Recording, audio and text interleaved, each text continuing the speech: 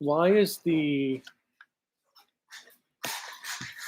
webcam looking really weird right now? And now I can't get it back on the thing, so everyone's got like shakiness going on.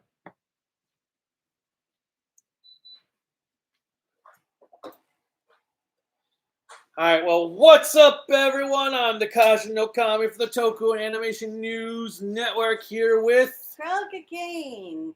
But yeah, this looks, maybe it's the lightest, maybe it's too bright. Mm-hmm. That could be it. Or maybe it's on the wrong.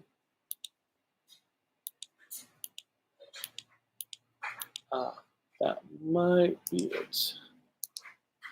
Okay. But how is everybody doing today as they watch you futz around with everything? Probably the same as watching you play on your phone. Whoa, did you not want me to check audio? Oh yes, that would be helpful. Although, let's see. I'm assuming somebody would have said something by now if the audio wasn't working. No. There we go. But hello!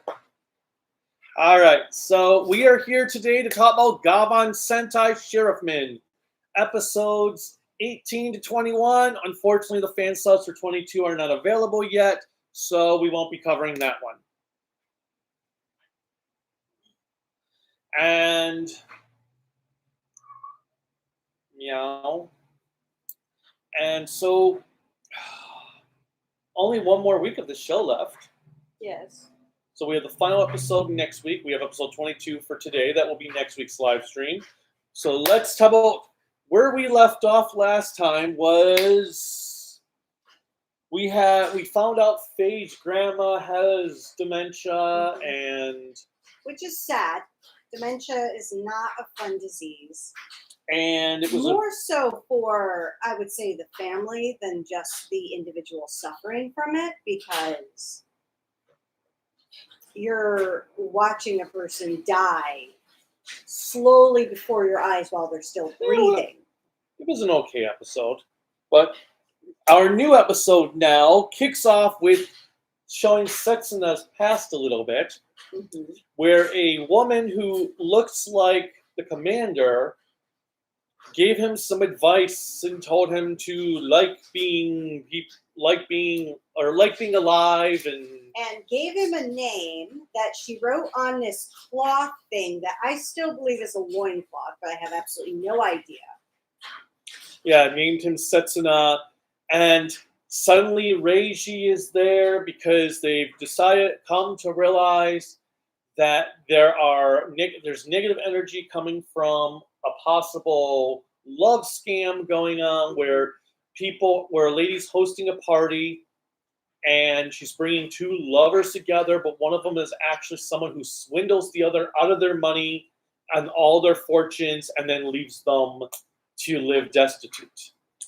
Which is pretty common for catfishing. So they go to this party, they dress up in their best Gun and Wing cosplays.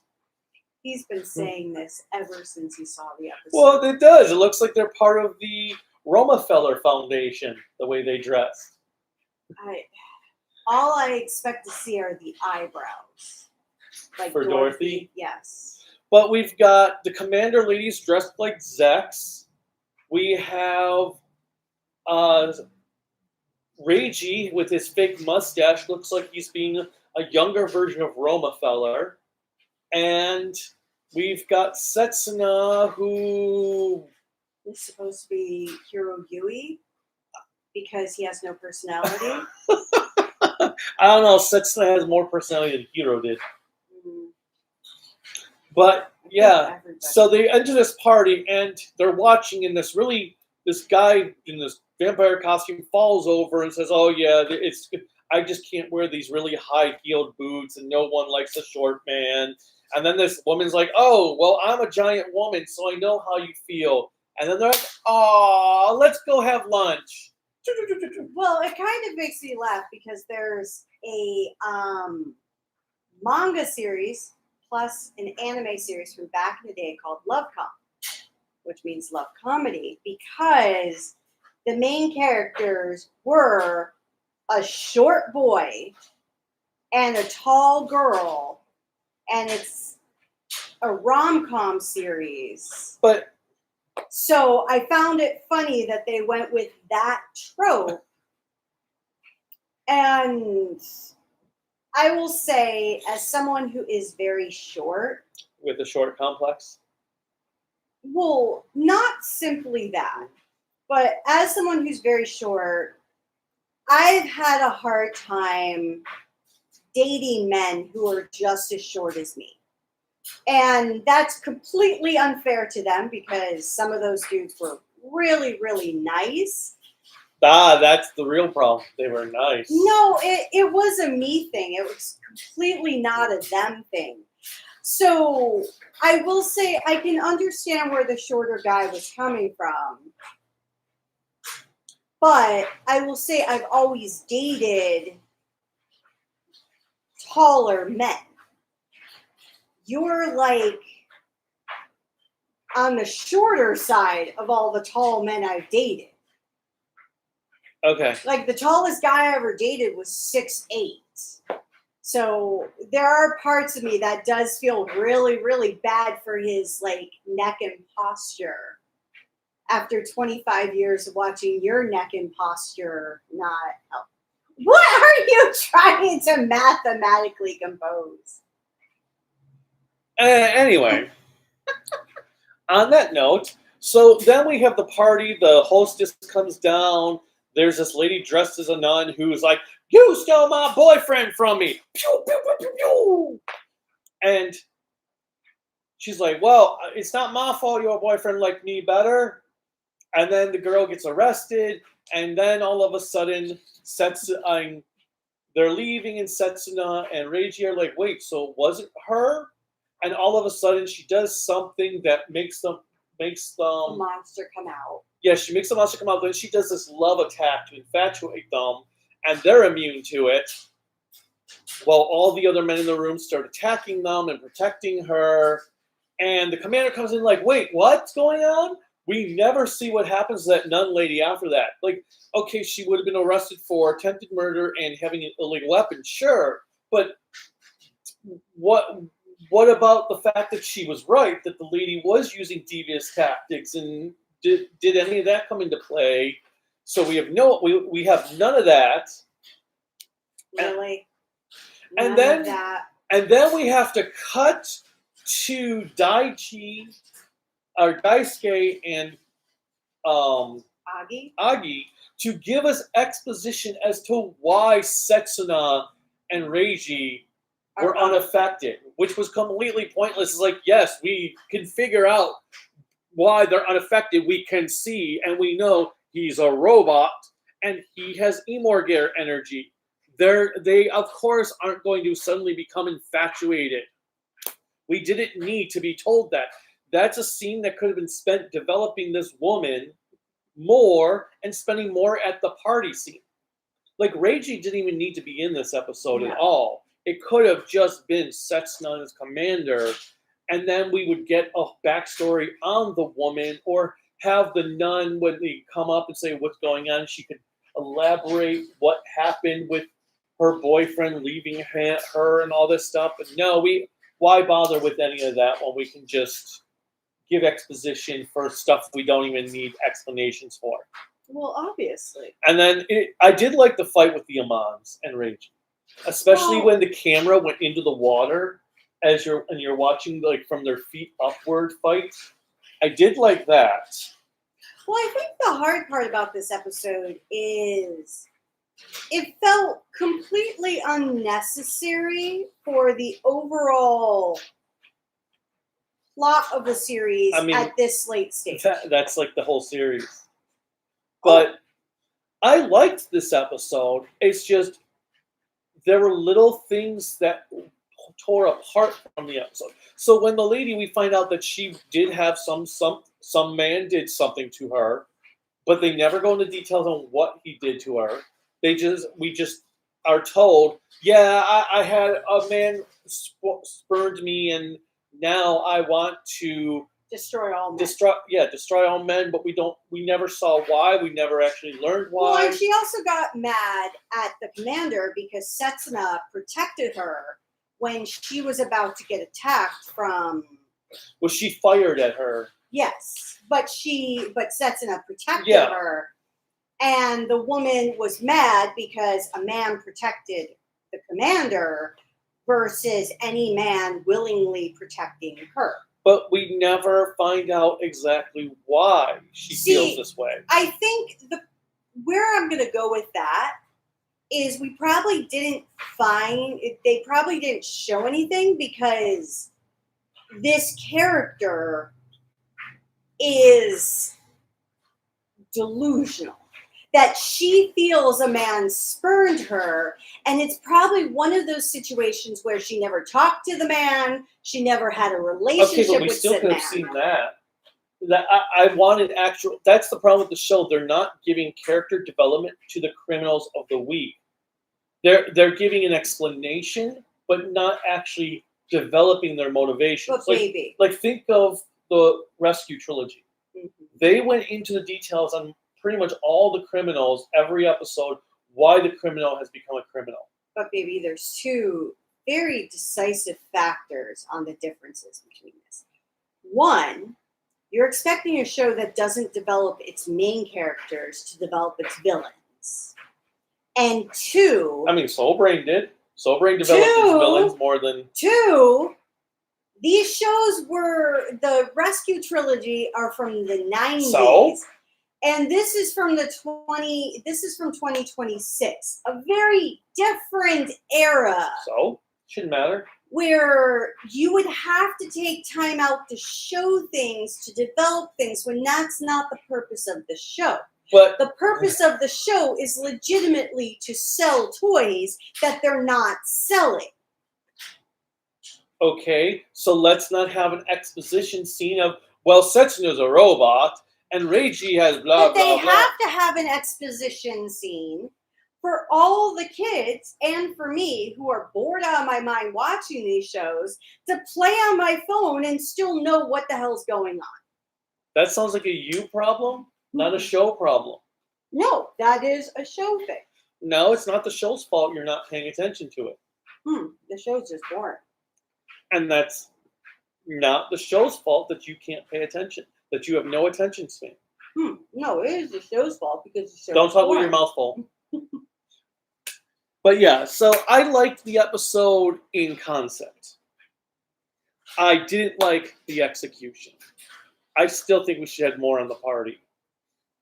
But then we come to the next episode, which I, again, really, if it wasn't for the Reiji scenes, this would probably be my favorite episode of the show. Because it goes more into Kiki and Koto. We get, so they get this video from us. They get a hostage video. A hostage video from a student at the school they went to, demanding that if Gavan doesn't show up, he's going to kill the principal. Which was very American. But it gets even more crazy because when they get to the school, one, there's a ton of people in the foreground, so there was actually people on set. But they get to the roof, and we find out, for one, finally, a little bit more explanation of why there can only be one of a Gavan per universe.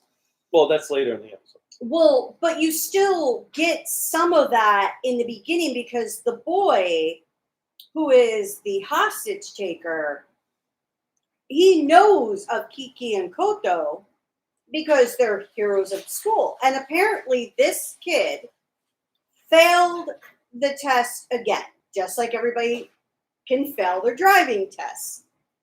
He fails the test for a second time to become a potential Gavan. And you find out that he's just like so upset. Now, earlier, the one thing I forgot is they did see a former teacher of theirs. No, former classmate. I thought she was. She's a teacher now. She was a former classmate. Oh, I thought she was a teacher for them as well. Okay. She was too young to be a teacher with them. Or teacher I for take them. nothing for granted in these universes. But yeah, she was a former classmate of theirs who became a teacher at the school. But so we get this kid talking about that, and he is beyond upset to the point where he is about to attack the principal. Well, you forgot the best part, though. What? Koto, or Kiki, comes in. He's like, you have to solve this puzzle to stop the principal from blowing up. And she's like, okay. He's like, haha, you're never going to be able to do it. I solved. What? Seriously? Oh, yeah, because she solves it by replacing Zero all the zeros. with pudding. Yes. So basically, the system will never default to 0 because it can't. And so, one, I would have never fucking thought of that because I am not that smart. And two, I'm like, okay, that makes sense for her character because her character is basically, I think of Kiki, because that's Kiki, as an idiot savant. And I say it like that because if we were to put this in a real world perspective, she is on the spectrum. Kind of think of the girl from Trick or Treat? Trick or Treat, where she's high functioning. She's in, and there's nothing wrong with being on any kind of spectrum. I'm not saying that in a negative. I'm saying that she doesn't understand all of the social cues that somebody outside of the spectrum would get because she is just smart. She can talk to anything. She can figure out everything. But when it comes to understanding the kid's frustration, she has no clue in understanding. Where I really like this because you have the balance of Koto there, who is her best friend, but is not on the spectrum, who sees her for who she is, sees her for the amazing person she is, but also can recognize the pain the kid is going through. Well, and so we have all of a sudden the former classmate who's now a teacher shows up, goes to shoot the kid, knowing Kiki is going to jump in the way. Kiki gets poisoned. Koto is brought up there because the kid comes running like, ah! Yeah. And so Koto's like, oh no, if only I could become a Gavan. And she's like, I'm going to be Gavan, and it doesn't transform. And you find out that the former classmate, now teacher, also attempted the Gavan test, also failed, and she's actually the one who set up everything by tricking this kid who was so upset because he tried multiple because times. Apparently she was really she was never praised at her job, and she sees Kiki getting praises for being Gavan, so she's upset that nobody pays attention to her, that she's living in a shadow of the classmate who she was more popular than, from what it was implied, at school or something. But again, no actual showing this. But no detail development on this. Well, okay, here's where I'm going to push back from you on that lack of development piece.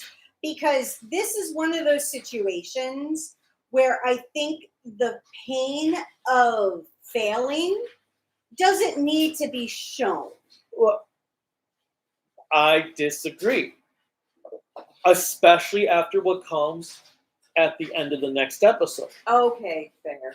Because, so we don't see, instead of getting a backstory for this woman, we get a Reiji subplot where Reiji and them go to transport to this Earth, and they get sucked into a universe that has Death Gavan, who is now brought in, who has freed Leluji and Moro from prison, which I thought was really cool, until they all put helmets over their heads to fight, because heaven forbid you have have actual humans fight.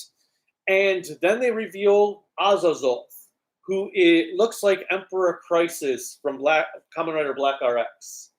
Okay, that's fair. But so we go back to the main plot. Hold on. And then also during the scene, so Reiji gets capped, gets kind of chained up. So Raya's like, "Hey guys, remember I exist? Woo! Hello!" And yeah, so then we go back to our Luminos plot. And Koto is upset because she can't protect her friend who's slowly dying from this poison. Her lover. Her friend. Her lover. Her friend. So she grabs the... They're about as friends as Neptune and Uranus. She grabs the Henshin device. Yeah, we already said she can't transform. Well, no, I love it how she's going through the motions of it. And I've always loved this ridiculous scene where somebody is going through the motions of transforming. And they do it, and then they look down and see they've never transformed. I've always loved that gag. Especially when Green Racer did it. Yeah! What? Well, that mainly because he can and he didn't because he didn't have the appropriate equipment. But so you find out... That becomes a problem with age. Yeah, I bet. But, well, actually it does. But nonetheless, we then have the truth come in. That's what I'm calling this God version of the Gavan spirit.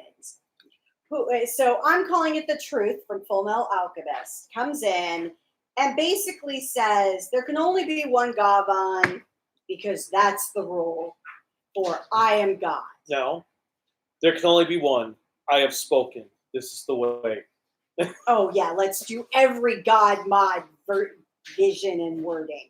But nonetheless, he's like, if you want to transform into Gavan, you have to sacrifice something. You have to sacrifice Gavan's memories. And so she believes, and she fights knowing this, which is a huge sacrifice for her character, that she's going to forget everything she knows about Kiki. So she does it willingly because she wants to save her friend's life. So she does so, and I like that sacrifice because this is the first time in the entire series we have like true development for a fucking character. And it was great because it felt like a natural progression for Kiki, given back in those episodes ago for Koto, back in those episodes ago when Kiki disappeared when she was taken over by the spirit girl, and Koto's like, I can't save my friend because I can't be Gavan. And so it was great development to finally see her ascend into Gavan status. She beats the monster, saves the day. They cure Kiki of her poison. But she's in a coma. And she's going in the hospital. She's unconscious. And she starts to wake up. And Koto's like, "You're awake! Oh! We gotta go and have some lunch." And she's like, "Who are you?" So it wasn't her losing memories of Kiki. It was the former Gavan losing memories of Koto. Yep. Sheila, and I loved that whole plot revelation. Well, I even said during the episode, I was like, he never specified what Gavan would be losing their memories. Oh, no, I thought the same thing. I was like, it's not going to be her because that's not a hard enough sacrifice. But then we have, for the ending theme, we have this montage of Koto and Kiki from the entire series. And then we've got this really, heartbreaking scene of Koto in the rain, crying. It's really well shot. It's like, damn, that is awesome. I can't wait to see how she plays out as Gavan for the rest of the show. All I thought was, I can't wait to see this get ruined. Because, and I'm like, that's going to be awesome, seeing that she is now Gavan. Koto, I'm sure she'll get her memories, or Kiki, I'm sure she'll get her memories back. But it'll probably be after they defeat the main bad guys and all that stuff, and then comes episode 20. Now, before we get to the episode, let's go through some of the comments. Yeah, because I see we have a lot of them. Yes, so let me go. So first and foremost, we have Kubernete, Nick, Deny, saying hello. Jules. We have Deny. You just said that. Well, no, his comment or their comment was, "Are you still doing discussions of Ultraman Tio since episode 1 and 2?" We're not going to watch Tio anytime soon. Does Thief Fate remind you of Lupin Red? A little. Well, I think that's because he takes on that Lupin-esque shtick. Well, I'm thinking of his hair. Same hair color, same style. Oh, I never thought of it like that. Gavan Infinity is episode 23. It's 23 episodes. Omega Horn episode pilot. Gavan Infinity power up since the movie Gavan Infinity, The Day Sun Cry. And then that's from Jules de Dolo. And Kubernete says, I find news Hikaru Kurosaki, the passing of Gavan and Juspion, like Scheider and Machine Man. Just losing a lot of heroes. Oh, yeah. Well, admittedly, Scheider's actor, we lost him back in the 90s, I think. 2001, I think it was. Okay, I thought it was late 90s. No, it was 2001. But, and well, okay. So, yeah, some people are making comparisons that Omega Horn stuff reminds them of Juspion, and I really don't see it. Well, I've not seen Juspion, so I can't, outside of your review, so I can't speak to any similarities. Yeah, I don't see the similarities between the two at all. The mansion was also seen in 01.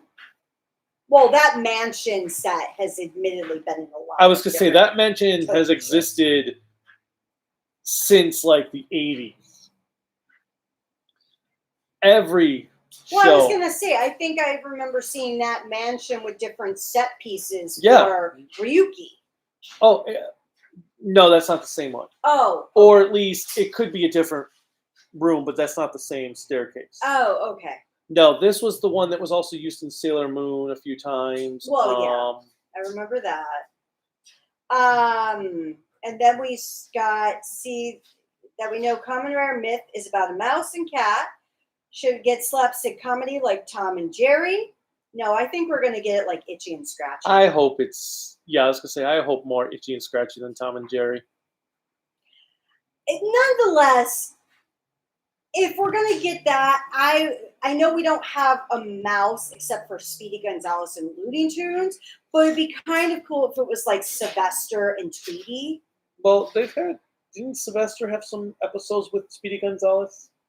Yes, but not very frequently. He was more with Tweety Bird. Then we have R.O.P. Kurosaki. That's Juspion's actor. Okay. Then Fly High Space Wolf. Is that the catchphrase from the show? Well, because that kind of reminds me of like Spike Spiegel. No, but it's because... Oh, he says, wait, Space Fox. Kubernete. Okay. Ai Takano? Takano, the singer of Juspion, alongside a husband and wife, Hikaru Kurosaki and Yuko Asuka, and his mentor, Kenji Oba, and Sony Chiba in the sky. The sad part is, I mean, we're going to start seeing, admittedly, more of the older cast from the 70s and 80s shows, because I think Juspion was the 80s, right? Yeah.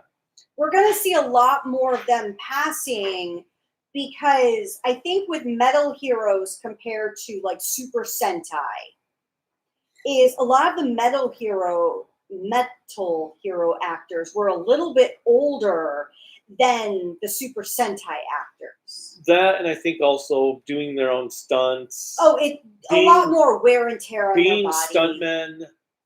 Well, Sonny Chiba lived to a ripe old age. But yeah, so did Kenji. But we are going to start seeing sooner or later the ones from at least the 70s. Well, I'm actually surprised, admittedly, that the original Kamen Rider, Ichigo, is still with us. I'm not. And I'm not saying that I wish anybody's death. I'm just saying a lot of these actors and actresses from the 70s shows and the early 80s, I'm actually pretty impressed with how many are still with us at this time. I even think about it with some of the American shows from the 70s and 80s that there's still quite a few people. I'm not surprised with the 80s because that's not even, that's bare, like. Well, I'm thinking of the people who are closer to 70s versus in their 60s. Because, Okay. well, like you said, with their doing their own stunts, and sometimes if these actors were so typecast, they couldn't get into other work. Like Kenji Oba and I think the guy from Sheriffman and Spielbahn, Wataru, they had healthy careers because they were stunt actors. Mm-hmm. Where if you look at specifically Scheider's actor, Tsuburaya, he was typecast and he didn't have as flourishing of a career as an actor after he left Scheider. And that's not saying anything, but he fell into hard times, fell into alcoholism, which did affect his long-term health. Well, yeah. And that's why I'm saying for some of these actors, I am surprised they're still with us because you hear about them falling into hard times after losing something. But with a lot of Japanese actors, when they do leave and they go to civilian work, sometimes they have more flourishing careers that way. The Mansion also was in Zets for episode 18. Yeah, I think I remember that. I hear soft rumors of myth that the main writer is a butler and the heroine is their mistress. Which, if that's the way it's done, that would be kind of very similar to Black Butler. Kakusei Hunter Omega Horn is the next Jaspion, like Kaiju motif dedicated to Kurosaki is Jaspion. And if that's the case, that's great. I don't know enough about it. Third installment of Project Red, after Gavan and Omega Horn next year. I don't know if they've announced what the next. Well, they wouldn't announce this soon. Well, I mean, they barely announced Omega Horn, and it comes out in 2 weeks. Fatal Fury COTW. What's? I don't know it. Got Kenshiro from Hokuto no Ken as DLC guest star. I've never played Fatal Fury. I think the closest I've gotten to more of the 2D gaming for fighters is really Street Fighter. Because that's not 3D, that's 2D, I believe. Which Street Fighter? The current Street Fighter 6. Isn't Street Fighter 2D? I don't. Well, I don't know about the new ones. Guess they needed another boost. Project Red possible silhouette in 2027. Mr. Erver says hello. Same with Star Wars fan. Is it the show's fault I stopped watching? Yes. Yes, it is. Stop blaming anything else but the show. No, it's not. It's the show's fault. If the show's bad, that's one thing. But you playing on your phone and then complaining you missed something in the show is your own fault. Gavan is not part of the original Space Sheriff lore. Gavan was one of the names of the main character. Retsu brings his Earth name. Gavan is his... Well, no. Yeah. Gavan is his actual name, unlike Scheider and Sheriffman. That's the thing. It's like Gavan was his actual name. It was not the name of a suit. No. Or a code name. Sheriffman and Scheider were code names. Now, Deny said, I did see Dawson Ryder video about should Gavan Infinity be about 50 episodes if it were not to be rushed. See, I don't think it was rushed. I think it may have been originally thought to be 50 episodes, but due to either uninterest from the studio, as you said, not the studio, the TV station, or maybe the production said, I don't think there's enough content to do 50 episodes. Anybody who says the show would have been 50 episodes if it was not rushed is only seeing a portion of the story. There's a lot of reasons why a show is the number of episodes. Yeah, I heard the rumor that TV Asahi was not thrilled with the show and refused to order more than 2 cores for it. Now, well, and that's the thing. There's so many rumors. Like, that would make sense given how the show is paced. Like, it's trying to be a 50-episode series. Because I feel like episode 21 is the actual beginning of the show. Well, and that all the episodes leading up to it were a prelude. Well, and I could see that being possible, but I don't think it was rushed to come out, and that's why it's not 50 episodes. I don't think it was due to being fully unbaked, like the idea. No, I really do think it was, they had to rush their 50-episode plot into 23 episodes. Kubernetes says Kiki and Coco arc is an epic blunder where they're trying to bait the shipping community. I don't know if they were necessarily attempting to bait. Why would they bait them? They're clearly lovers. See, I don't think that. I think they were just really because they're Uranus and Neptune.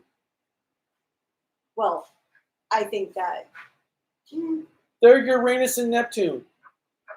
They're just too introverted to actually say it to each other. Well, Neptune was pretty introverted. It was Uranus who was more extroverted. Yes, but they're Uranus and Neptune. And who saw Gavan Type G knows that there can be 2 Gavans at the same time. See, and that's from Udis. I think for this universe, they're probably trying to play up 1 Gavan per universe. Because we saw that Patron passed the Gavan test. So if Reiji were to ever die, we have our immediate successor. It's not saying that people can't multiple pass the he test. hasn't passed every piece of the test. Oh, I thought he did. No, I think they said he passed 2 of the... Oh, and he has to take the 3rd? Or?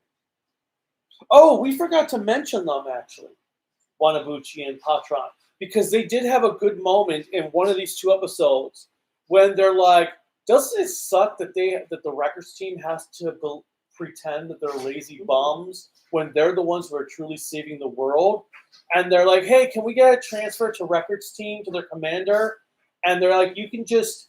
So it's really that's the Gavan team pretending, right? I mean, you don't have to tell us. You could just... And then Patron, when he's like, I think we might be best dropping that subject. And Kamehara Kabuto's 20-year Inheritor of Heaven trailer dropped to introduce Soji and Kagami children, becoming Kabuto and Gata. Then, I know there's a trailer. I didn't watch it.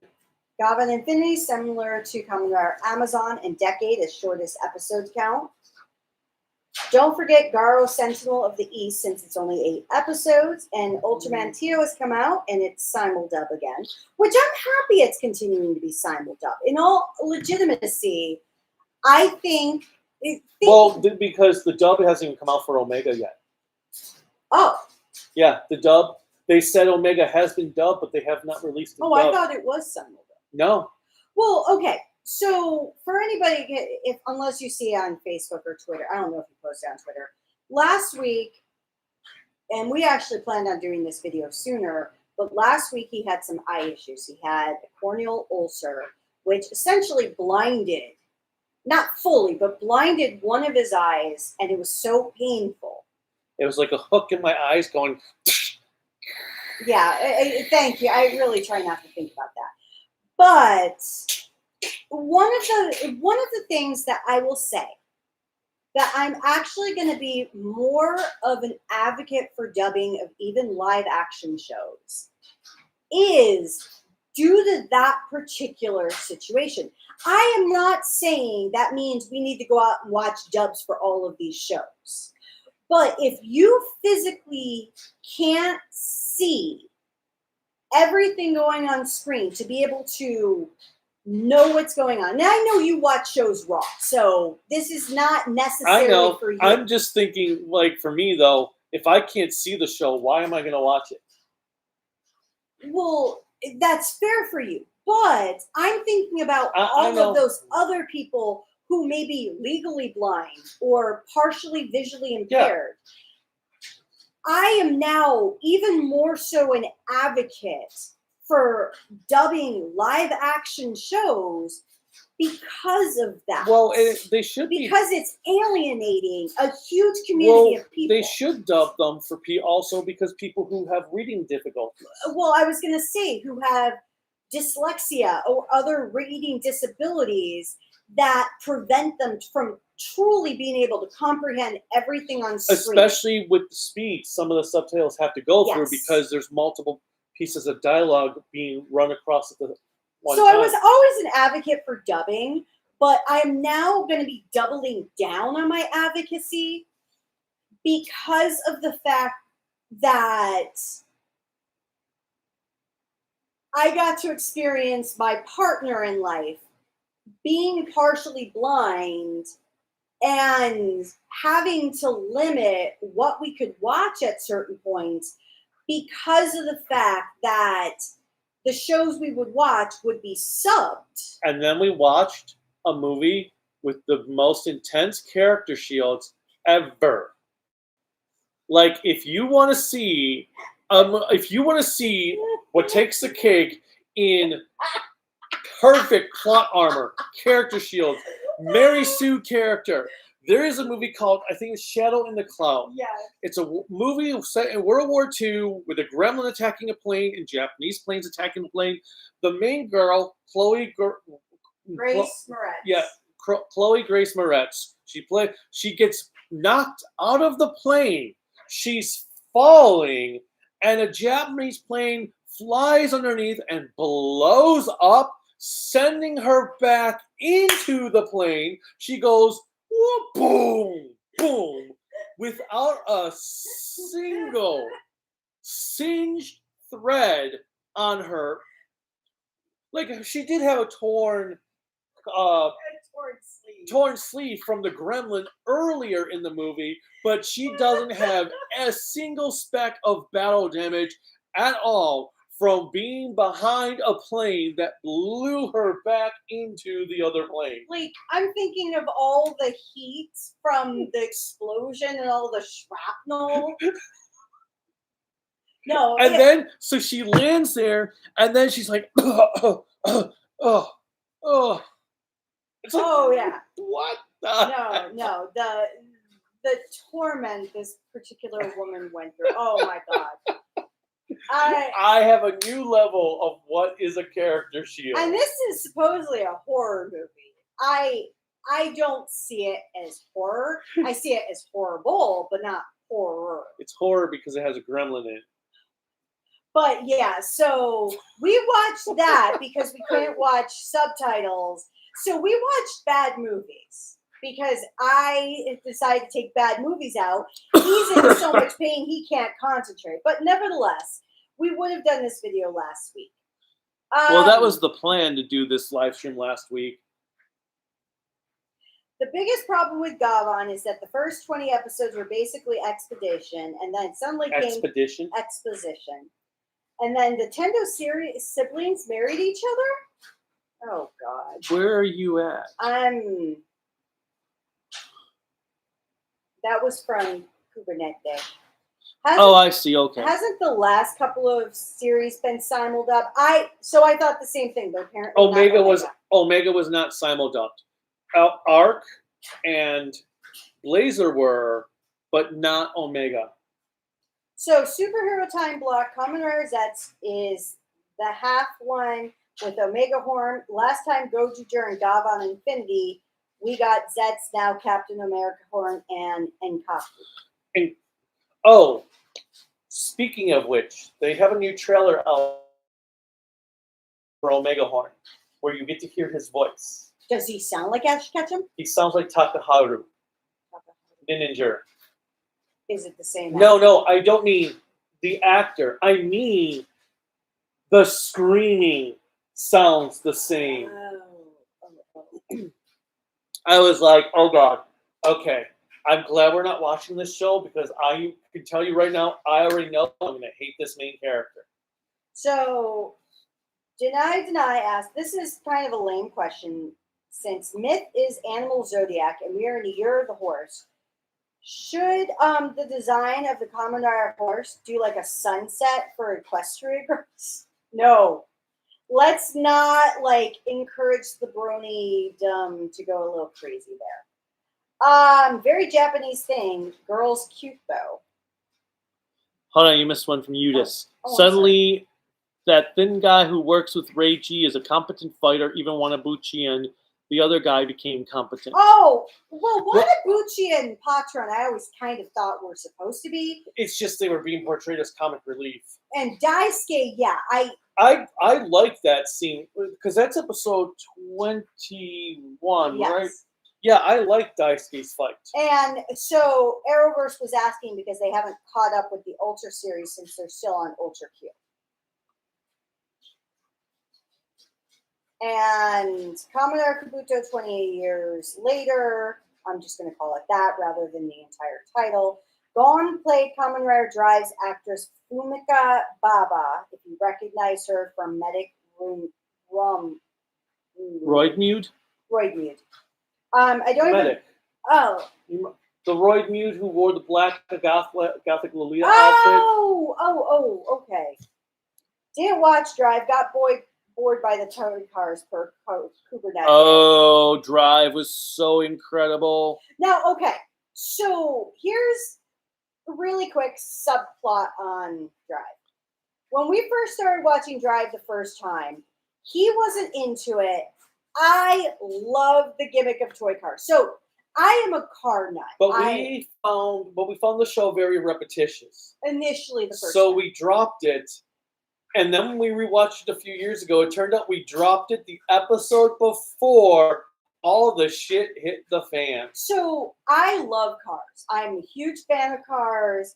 Our car is the closest I'll probably get to ever owning a true Mustang because the way our hybrid looks, it has that sports car feel to it.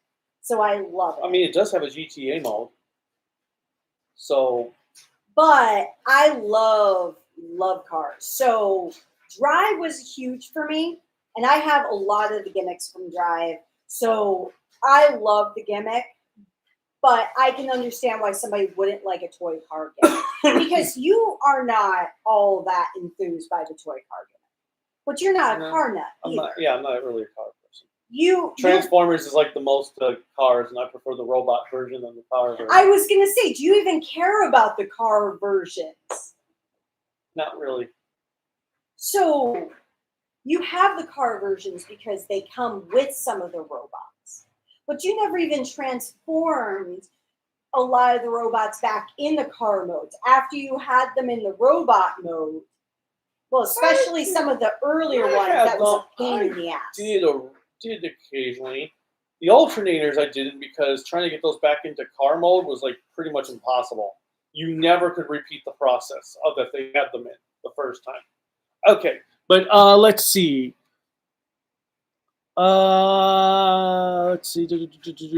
Gavan, Infinity versus Death Gavan and Kanek final battle in Just Beyond versus Mag Gallant, directed but dedicated to Kenji Oba and Hikaru Kirosuke from Gavan Just Beyond versus Mad Gallant since Geki got laser blading spaceship squad. Blah blah blah blah blah.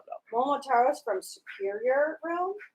Is it also weird that everything they need authorization, even transforming?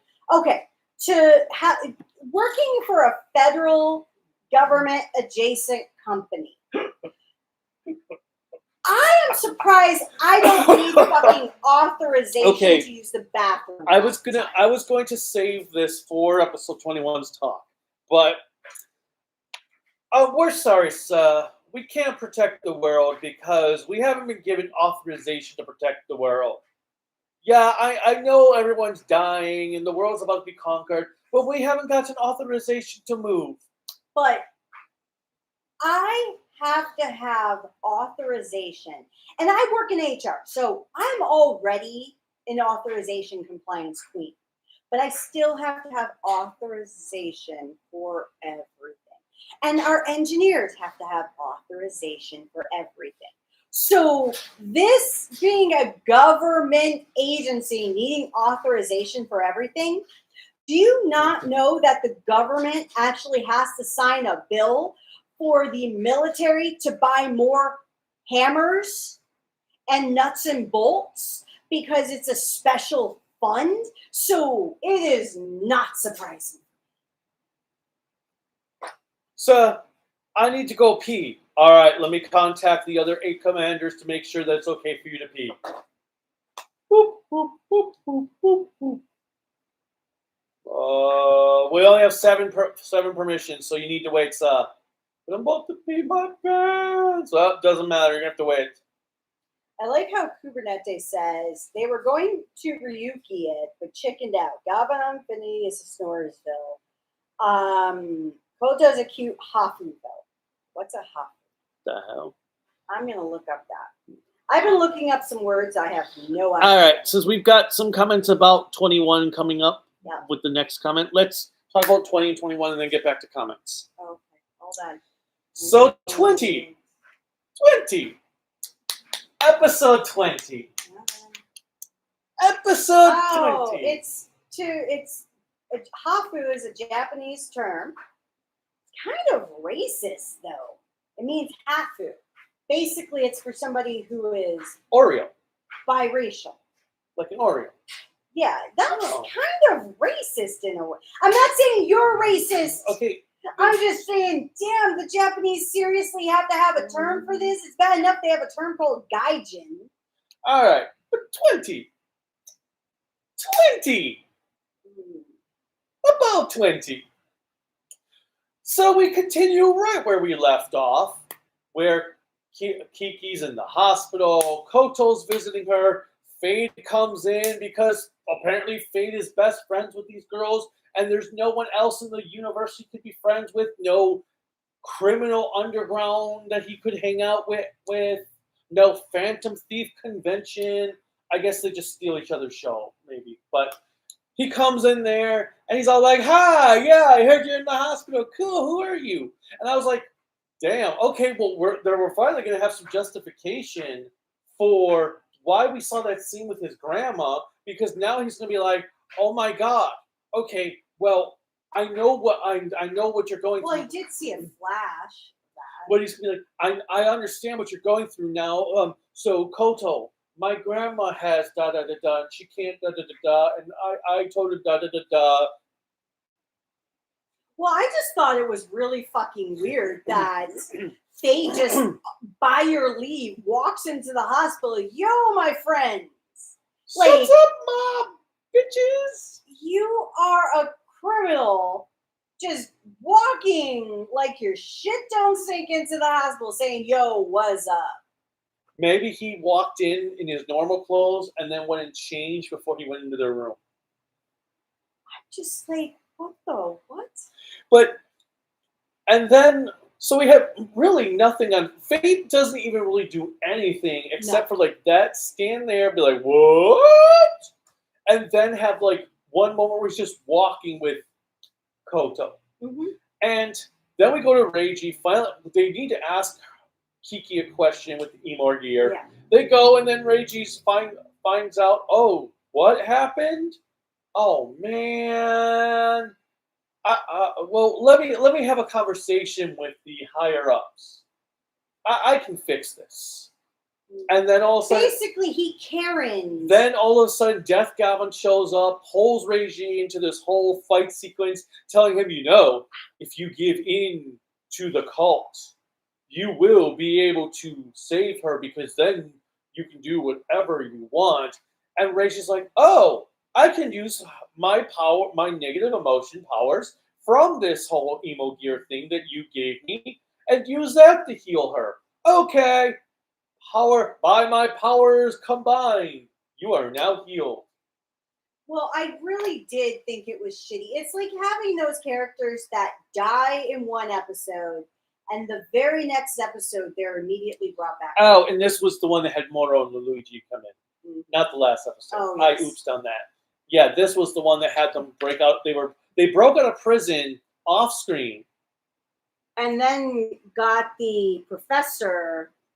Well, she's not there yet. Mm-hmm. So, because they fight Reiji in that sequence after Death Gavan pulls him out.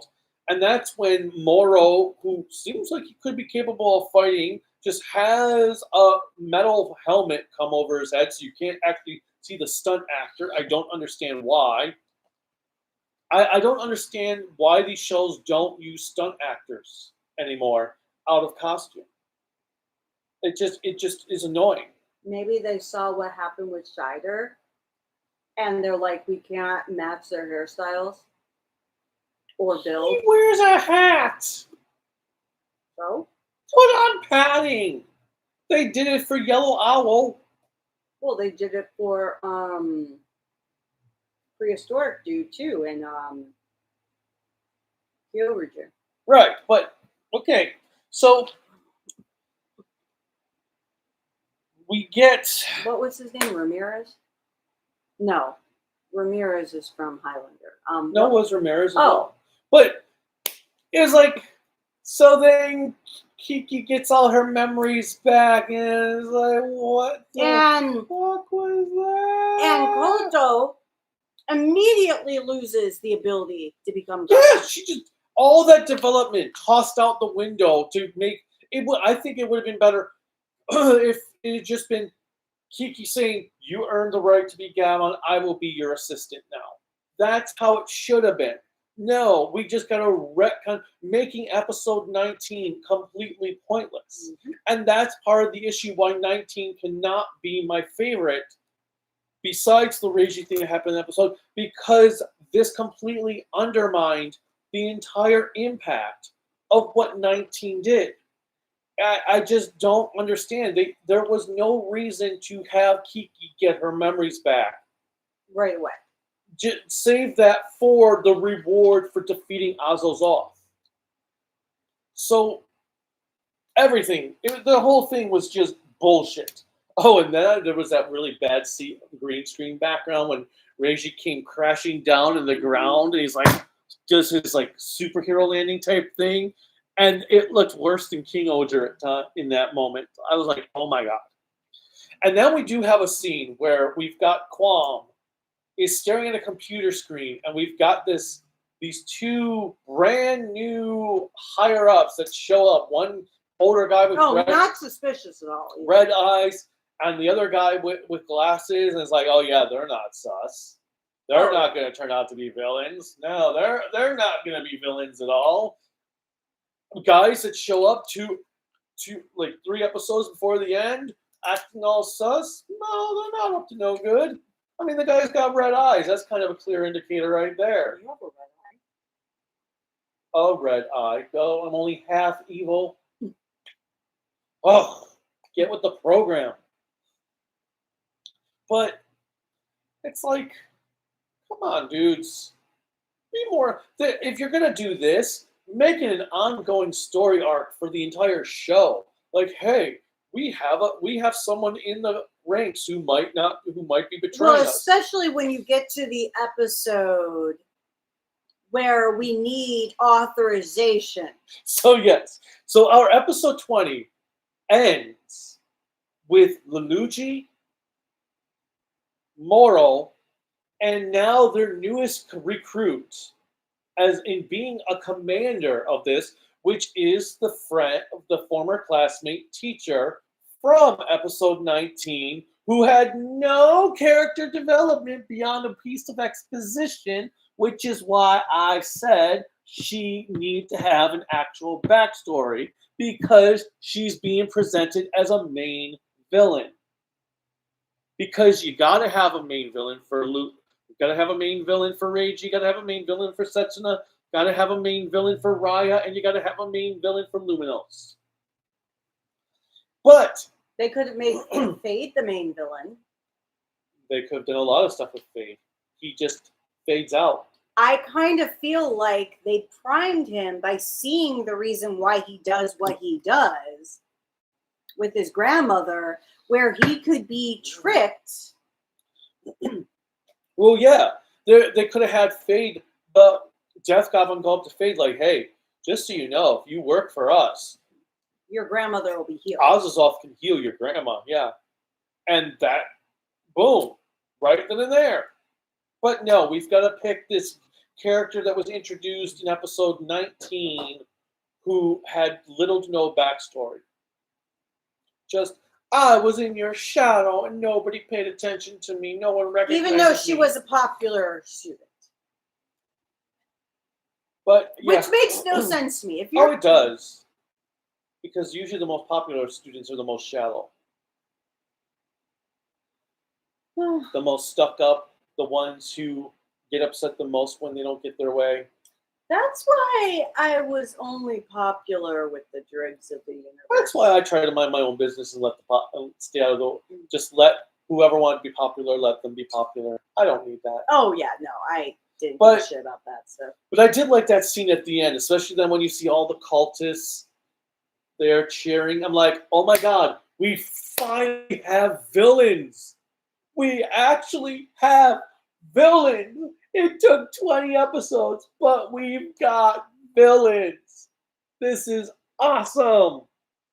and then they have to. And now episode 21 comes in. And we've got our cultists. Emotep. Yeah, I mean, Azuzal. Azuzov, yes. Or I think it's Azul. Azazov. Oh. Azazov. But then we have the cult are like, yeah, they're using their energy to send a bunch of Amons out into the world, and Reiji's fighting. Daisuke starts fighting. Wanabuchi and Patron show up and start fighting, and I'm like, this is cool. This is character development for Wanabuchi and Patron. Something that they haven't had much of until now. Oh, And then, Ow. I'm hurting myself. Sorry, everybody. and things are going badly. There's a little girl who's just like, I can't do anything. Gotta put myself in danger. Come rescue me. Are you saying little kid? Are you? Well, okay, maybe you've never, but I will say I've been in a situation where I have been scared frozen. Like when you're in a You gotta let it go and run. Okay. When somebody broke into my home, Okay, well, legitimately. you couldn't really run at that point. You said you were sleeping on the couch. But okay, so, but this little girl's like, yeah, someone come rescue me. And then Raya shows up and like, whoa, there are now 2 Gavans here. Luminos shows up, Setsuna shows up and takes care of saves the little girl. But She's like, thanks, mister. But it gets even better.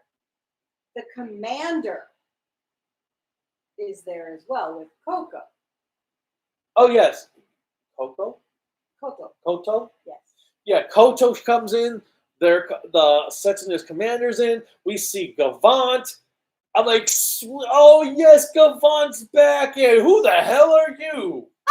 It's some brown dude who looks like Ocha from O Ranger or Clank from Power Ranger Zeo, if you don't know it. And it's like, who the fuck is this guy? And that's all I heard throughout the episode. Every Who's time. this guy? He's never been in an episode. Then we saw Mr. Conductor. But yeah, then we've got Mr. Trainman coming with his George Carlin, like, yeah, ha, ha, vroom, vroom, vroom. And then they're like, hey, oh, how'd you get here? Oh, my sister made up a thing that let them come here.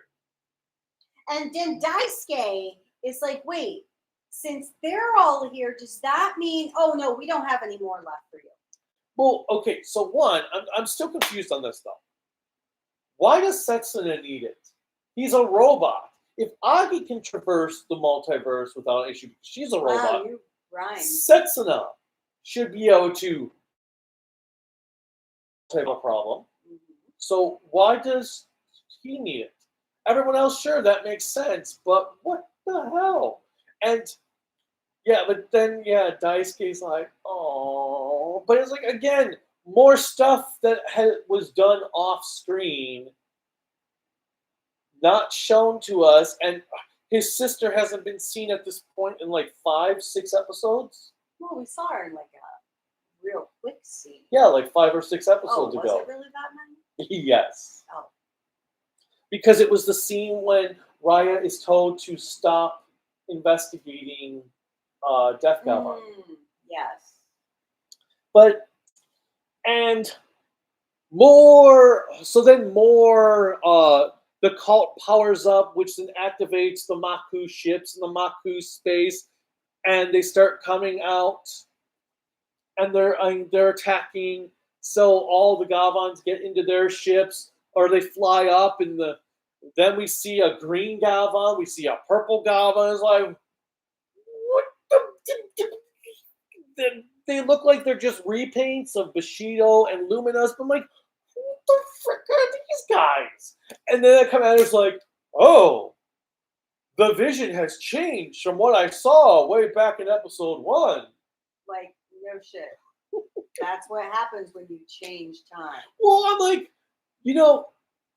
I just don't get that whole, like, time changes. why did we need to be explained?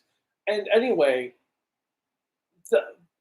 the other thing is, other shows, when they do this mysterious thing, they always do shadows for possible characters. Like, Yeah. when they would talk about, oh, there's 13 riders, and there's just a shadow of things. Or, what anime was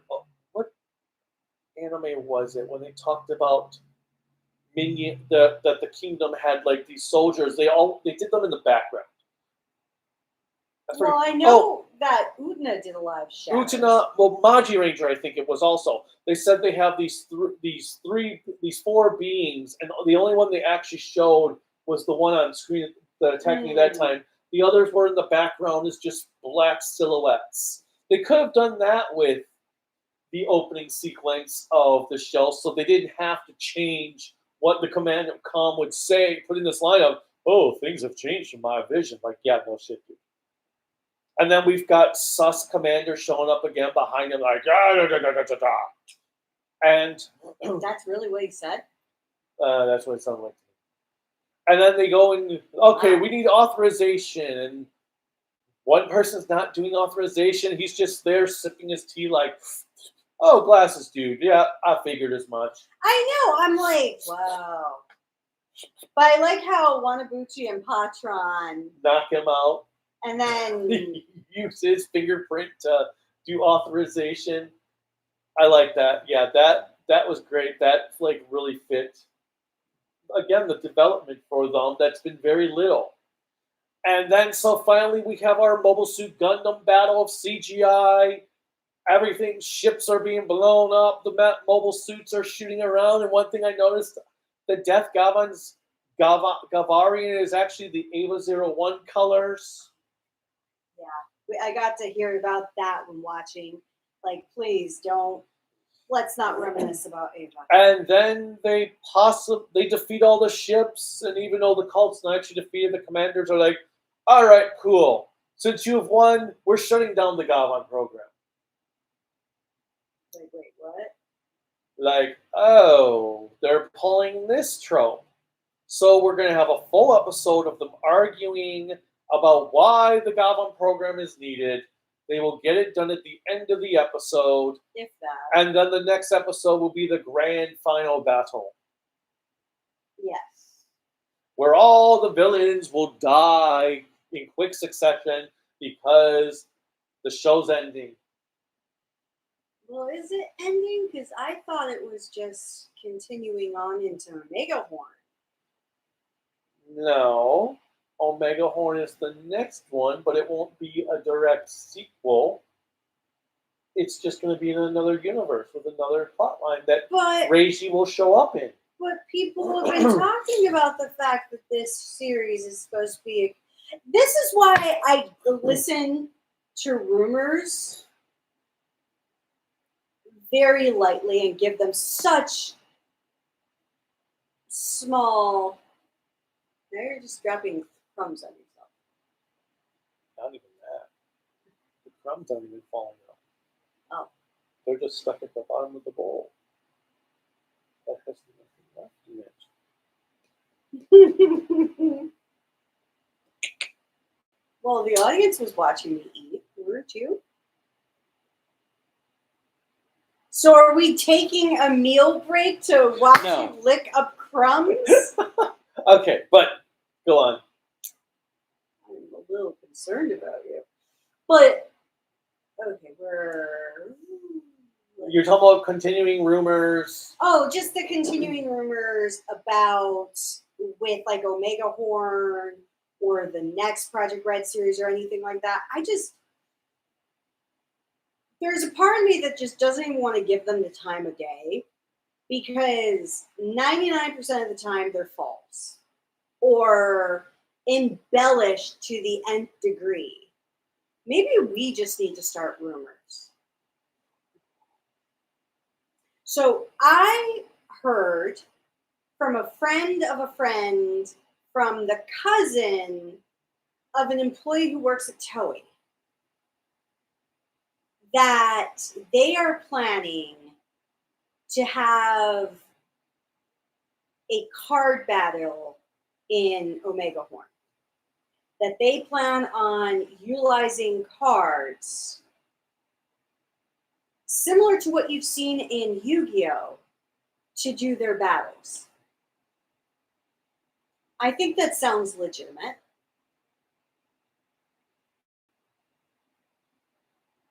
Well, I heard that halfway through Omega Horn, Lucky's going to show up from Q Ranger, and he's going to just steal the whole show. And where's your source? Because I said I heard My from source, a friend of a friend of a friend of a cousin. My source came from the executives, wives, brothers, cousins, mistresses, uncles, pen pal. And what does that mean? Absolutely everything. Okay. No. If it came from a mistress, usually that's how the Menendez brothers got caught. So that's usually pretty damn true. But so I did like. Now in the chat, during the live chat, and later, I want to hear all of your rumors for Omega Horn and your sources.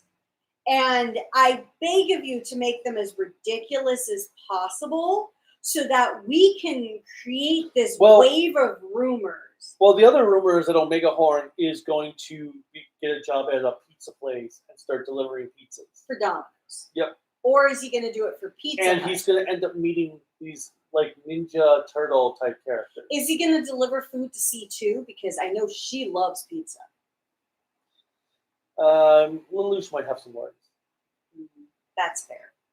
But okay, seriously though, I did like episode 21 for the most part. I just really don't think Kiki should have been Gavan Luminous at this point. No. But in all honesty, I do feel like it was just so easy for them all to come to Infinity's world. But this really did feel like the start of the series. Like the series is actually just starting. That they've done all the build-up, and now the series is actually going into high gear.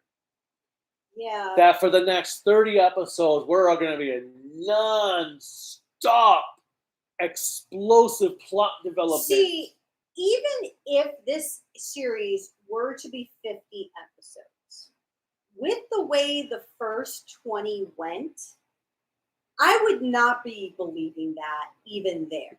I would believe, similar to my Seinfeld, Zenkaiger, that you'd probably get like a multi-parter.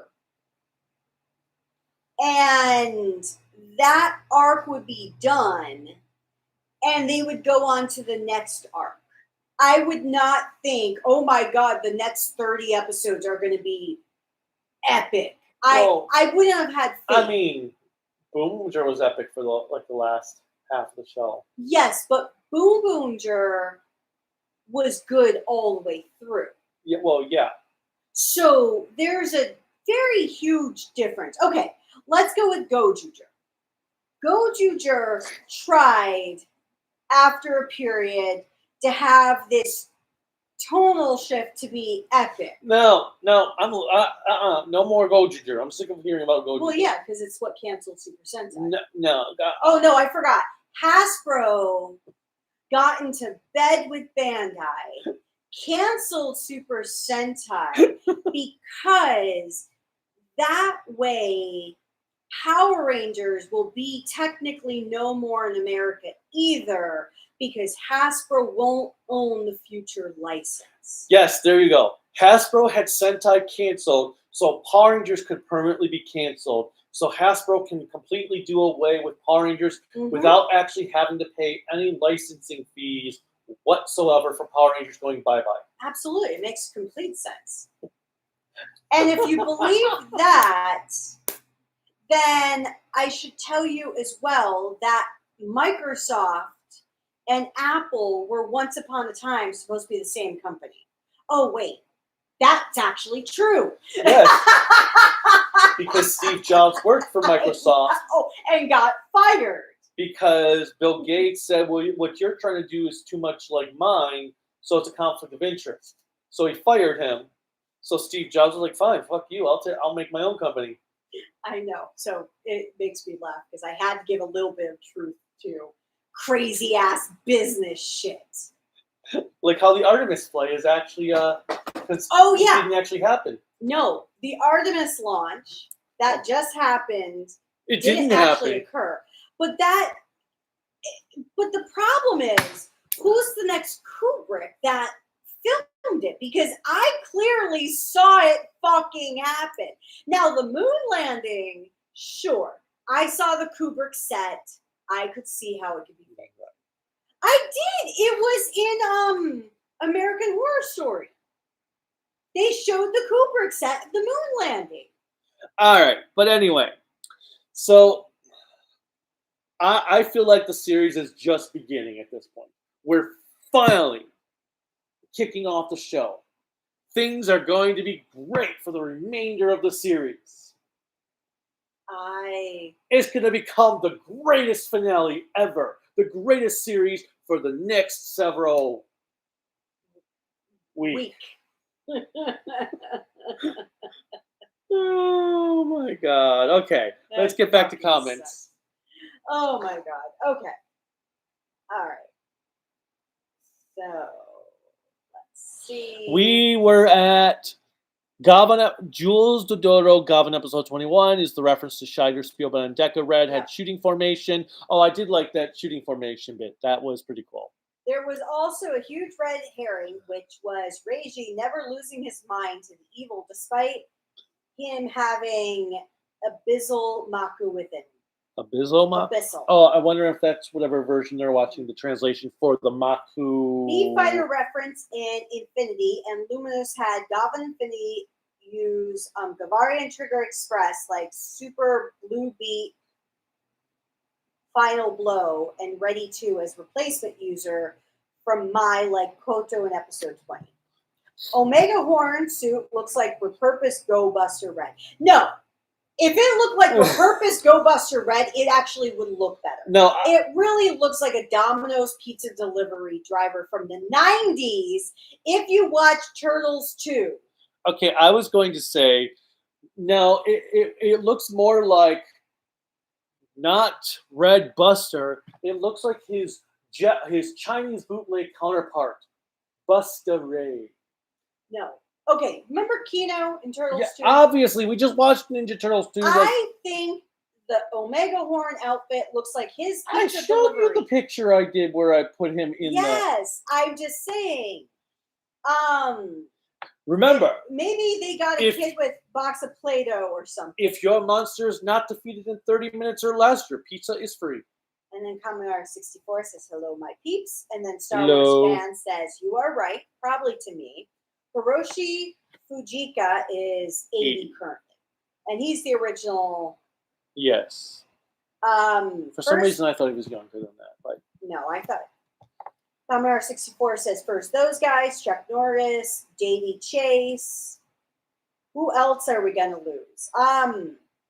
yeah, Susumu Kurobe is 86 currently. That's why, well. Because he's the original Ultraman. Mm-hmm. Same with the guy that played Dan Moroboshi, whose name is escaping me right now. See, weird that you still do discussion same time that episode 22 of Gavan already came out. Well, he's been trying to see if we could watch it, but it didn't come out. And yeah, what's the fan knocking subs in the background? That's probably my fan because I'm cold. You're cold, so you have a fan on? Well, I'm warm and I have a fan on, and I'm cold, so I have my blanket. Oh, it could be the ceiling fan because that makes that noise. And effect. Ren was eating earlier too.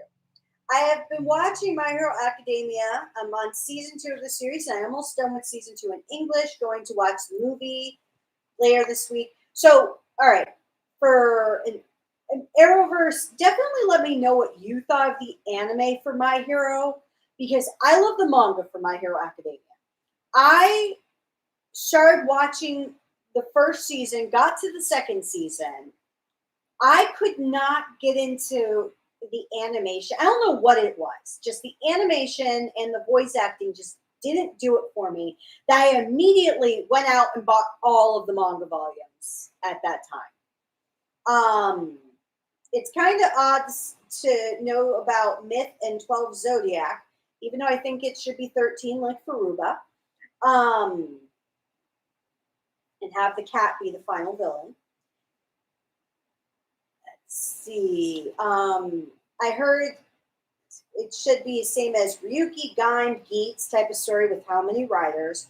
And no, it's going to be a multi-writer series with that. But 2026, you can pause and read subs. Practice makes perfect, though. I'm not going to. So if you have a hard time reading, pausing to read the subs still it can disrupt the flow. So yes, they can, but for a lot of people who have reading disabilities, that can be just as frustrating and alienating. I understand where you're coming from, because there have been times where we'll watch something, we have to rewind and fucking pause to read exactly what they said. But yeah, if you're doing that all the time, though, it's gonna be like it's very frustrating. I'm skipping the X-Men 97 comment because we have not watched X-Men 97 season 2 at all yet. School didn't teach me to read English quickly either. No, and that's fair. And I personally think that we're going to dub for. Well, I think the reason why they dub for English is because technically English is the first most common language spoken across the world, even though technically it should be Chinese. But because more foreigners know English alongside their first native language, that's why English is considered. Well, it's also because of Britain's epic colonization of the world. I like this one from Cabernet. Hollywood writers need to experience life more. Their sheltered upbringing show up in their scripts. Oh, no shit. I 1000% agree with that. Because when you see something, they're talking about somebody being homeless, somebody going hungry, or any of this shit, it's like, have you ever truly met a homeless person?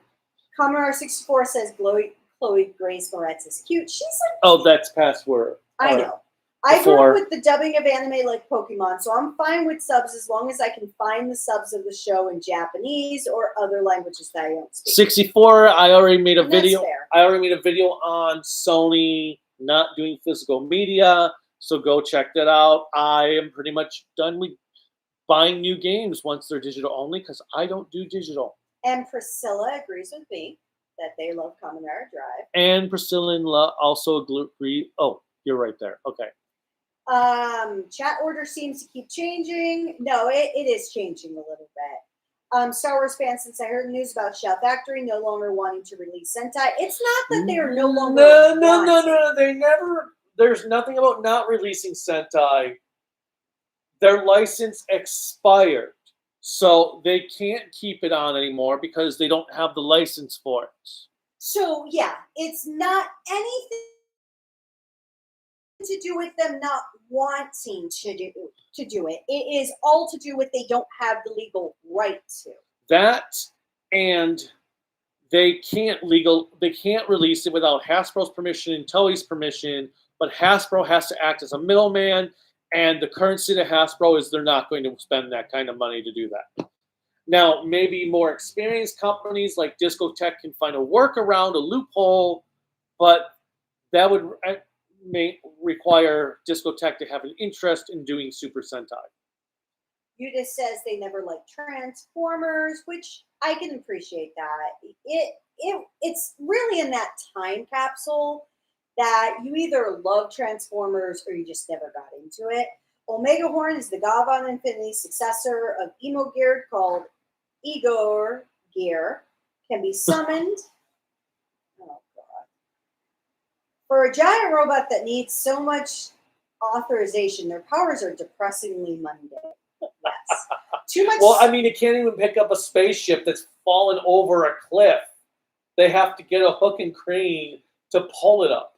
Too much CGI on the mech fight scenes as well. We can't even recognize the mech if we find them walking on the street. I had no idea what mech was fighting what in that scene, that CGI Gundam battle. It was just mobile suits flying around shooting things. Who's in charge of Project Red budget anyways? Is Shinomori Prod? They're probably not giving it that much funding because Project Red has the budget of $5 and an executive pocketed $3 of it. Are you suffering from insomnia? Ask your doctor for... I'm ignoring that one. Ask your doctor for Gavan Infinity today. I love it. Actually, he's suffering from insomnia. The old new guy is the fan favorite actor who did Zonky in Hibiki. Really? Huh. Wait, the guy with the red eyes guy? Really? He did Zonky? No shit. The sus guy? He looked familiar, so I'm not surprised. Hey, Kaiju. This is from ZX Gear. Hello. I just watched more Juko B Fighter and got to Mega Hercules debut in episode 24. After episode 18, the show is really ramping up. Cool. Jules says Koichi Sakamoto granted to celebrate in 10th anniversary of Space Squad series since 2017. Gavan versus Deca Ranger, then 2024 King Oger in space, even Gavan or Kamen Rider Gotcha cameo of Ryoma and Daiki. I appreciate the fade out comment. Oh, no, nobody should ever appreciate his puns. Honestly, as much as I have a soft spot for Blue Swat, I am loving B-Fighter. Also, I quit Gavan Infinity. Yeah, just watch this, because we'll talk about practically everything else but Gavan Infinity for half the video. If Toei's in charge of Beyblade, why didn't they give Beyblade weapons to Gavan Infinity and their robots? Might bring in a few viewers. See, that's why I'm saying that Omega Horn is going to feature cards. Because cards are still popular with Magic the Gathering, Pokemon. No, cards will be the theme of the third Project Red series. But I do agree with the whole Beyblade thing. They won't. Ultraman got them. For the viewers. So thinking of that though, so Subaraya is hurting for ratings and stuff for Ultraman, and I was like, well, you know what? Asahi should take the Project Red time slot and give it to Ultraman. Then Superhero Time can be Kamen Rider and Ultraman. For the first time ever. Yep. Actually, I fucking just... And and maybe it'll give Subaraya the chance to finally revitalize Ultraman, since they don't want to do anything new. Jules says Omega Horn had reference to Juko, Beat Fighter, Mega Hercules, Mega Beat Formation, Beat Machine like Inkaku, and Omega Fire, the finisher. No, it might have better pacing too. I agree with you. For a Gavan show, they really forgot about Maku. This show was a thing that happened, the A Games. It doesn't deserve the word good or bad, to be honest. It's just a show of time. Yeah, that's the problem, is that Infinity is just a nothing burger. It exists, but nothing happened. What Maku space? It doesn't even have the fucked physics. I know. Where is our bad physics from the original Space Well, Journey? that's what I've said. Where are the giant guns they're firing as they're fighting on them?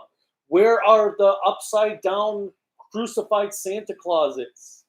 Where are the giant drums that are beating with the thing coming down on the heroes? I do agree with you, ZX. I feel bad for the actor of Reiji because he's been trying. That actor has been trying.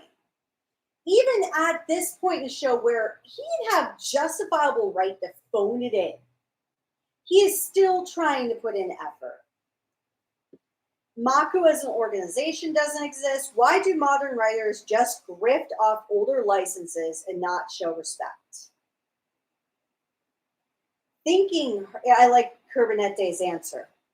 Thinking hurts, it seems, or just lazy. And ZX's, I go with lazy. I do too. I know they're trying to make sure this is the start of a new era with Project Red, but there's no plot. I fear for Omega Horn since they have all those kaiju revealed already. Yeah, 50 kaiju. Or maybe we're being socially engineered to embrace dystopian, authoritarian, corpo-pseudo-feudal police state. Thinking subjects make governance hard. Thank you, Chrysalich Bloodborne. But not Chrysalich Bloodborne. I was gonna say, have you ever read the books We or Fahrenheit 451 or all of these others that kind of tell us the same thing? But no, I agree. I believe there is an element, my conspiracy theory hat going on. There is social engineering going on these days, because if you think about the fact that we are living in a world, not just a country of the US anymore, but a world where we are jumping onto this fake news bandwagon anytime we disagree with something. Fake news. It is getting crazy. Fake news. It's fake news. And we have AI coming in where now you have to question, is that a real person or not? You know, here's how I'm. And I'm not anti-AI. Here's how I'm looking at it with things. If they're just posting a picture, they're not selling it, they're not trying to make money, who gives a fucking shit if it's AI generated? If they're just posting a picture for fun, don't worry about it. Well, just say cool and move on. I actually have been seeing a lot of families post older pictures or slightly destroyed pictures on Facebook asking, can somebody with their AI skills help clean up this picture? Or I have a brother who's in hospice care with stage 4 cancer. Can you change this picture up a little bit so we can have a final happy picture of him rather than dying in a bed? Well, that's why I'm not anti-AI. What I love are the people who are like, well, the data centers, blah, blah, blah. Yeah, but the data centers are going to exist whether you want them to or not.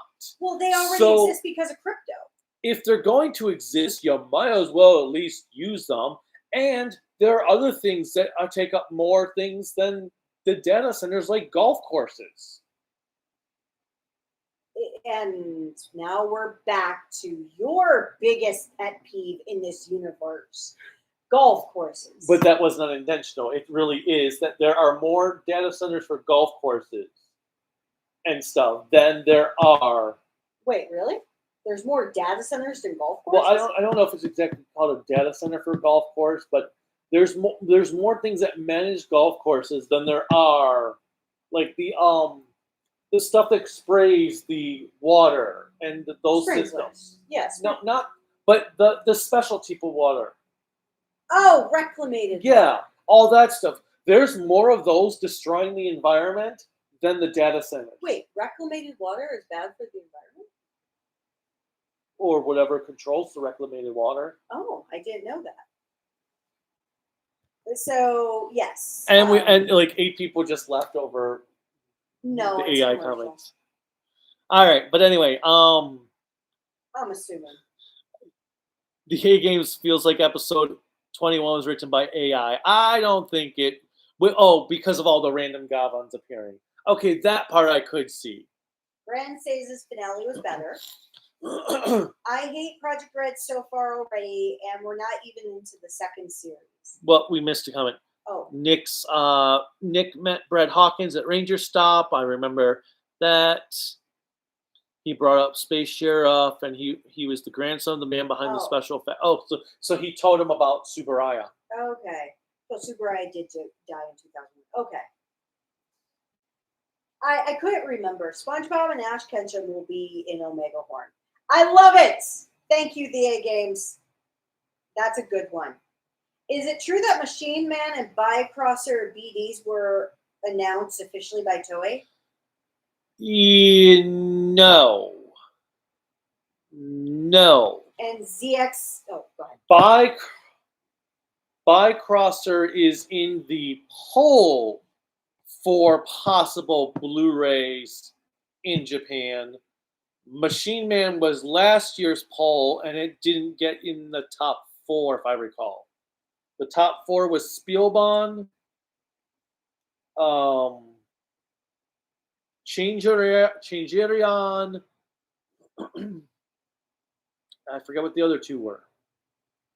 But the some of the options for this year's poll for Blu-ray releases are Metalder, Kabutok, Bycrosser, Kagastar, Detective K. And hi, Russian Wanderer. Yes, hello. And there's 3 others that I'm forgetting. 2 others. Yeah, and Udis doesn't know about that either. Again, Super Sentai died for this. Kenji Oba and Hikaru Kurosaki are dead now as well. Yeah, and Kenji Oba's probably rolling in the grave with all this shit. He was actually very happy to hear a Gavan TV series was coming back. No, I agree with that. The A Games, my rumor. I heard from an executive producer's dad's friend's cousin's dog's dentist. Love it. Very reliable dentist, too. Yeah. Boom Boonger had Michael Jackson as the final boss, so yeah. Exactly! Captain Omega Horn design, Go Buster suit, helmet like Ash Ketchum, the same gear from Gavan Infinity Suit transformation device called Omega Analyzer using Igor gear to be summoned. Actually, okay, I will say one thing. That is fucked up Hasbro. I will say one thing about the Emor gears in Omega Horn. They actually look cooler. No, they're called Igor gears. Ego gears. Yes, but they look cooler. I haven't seen them.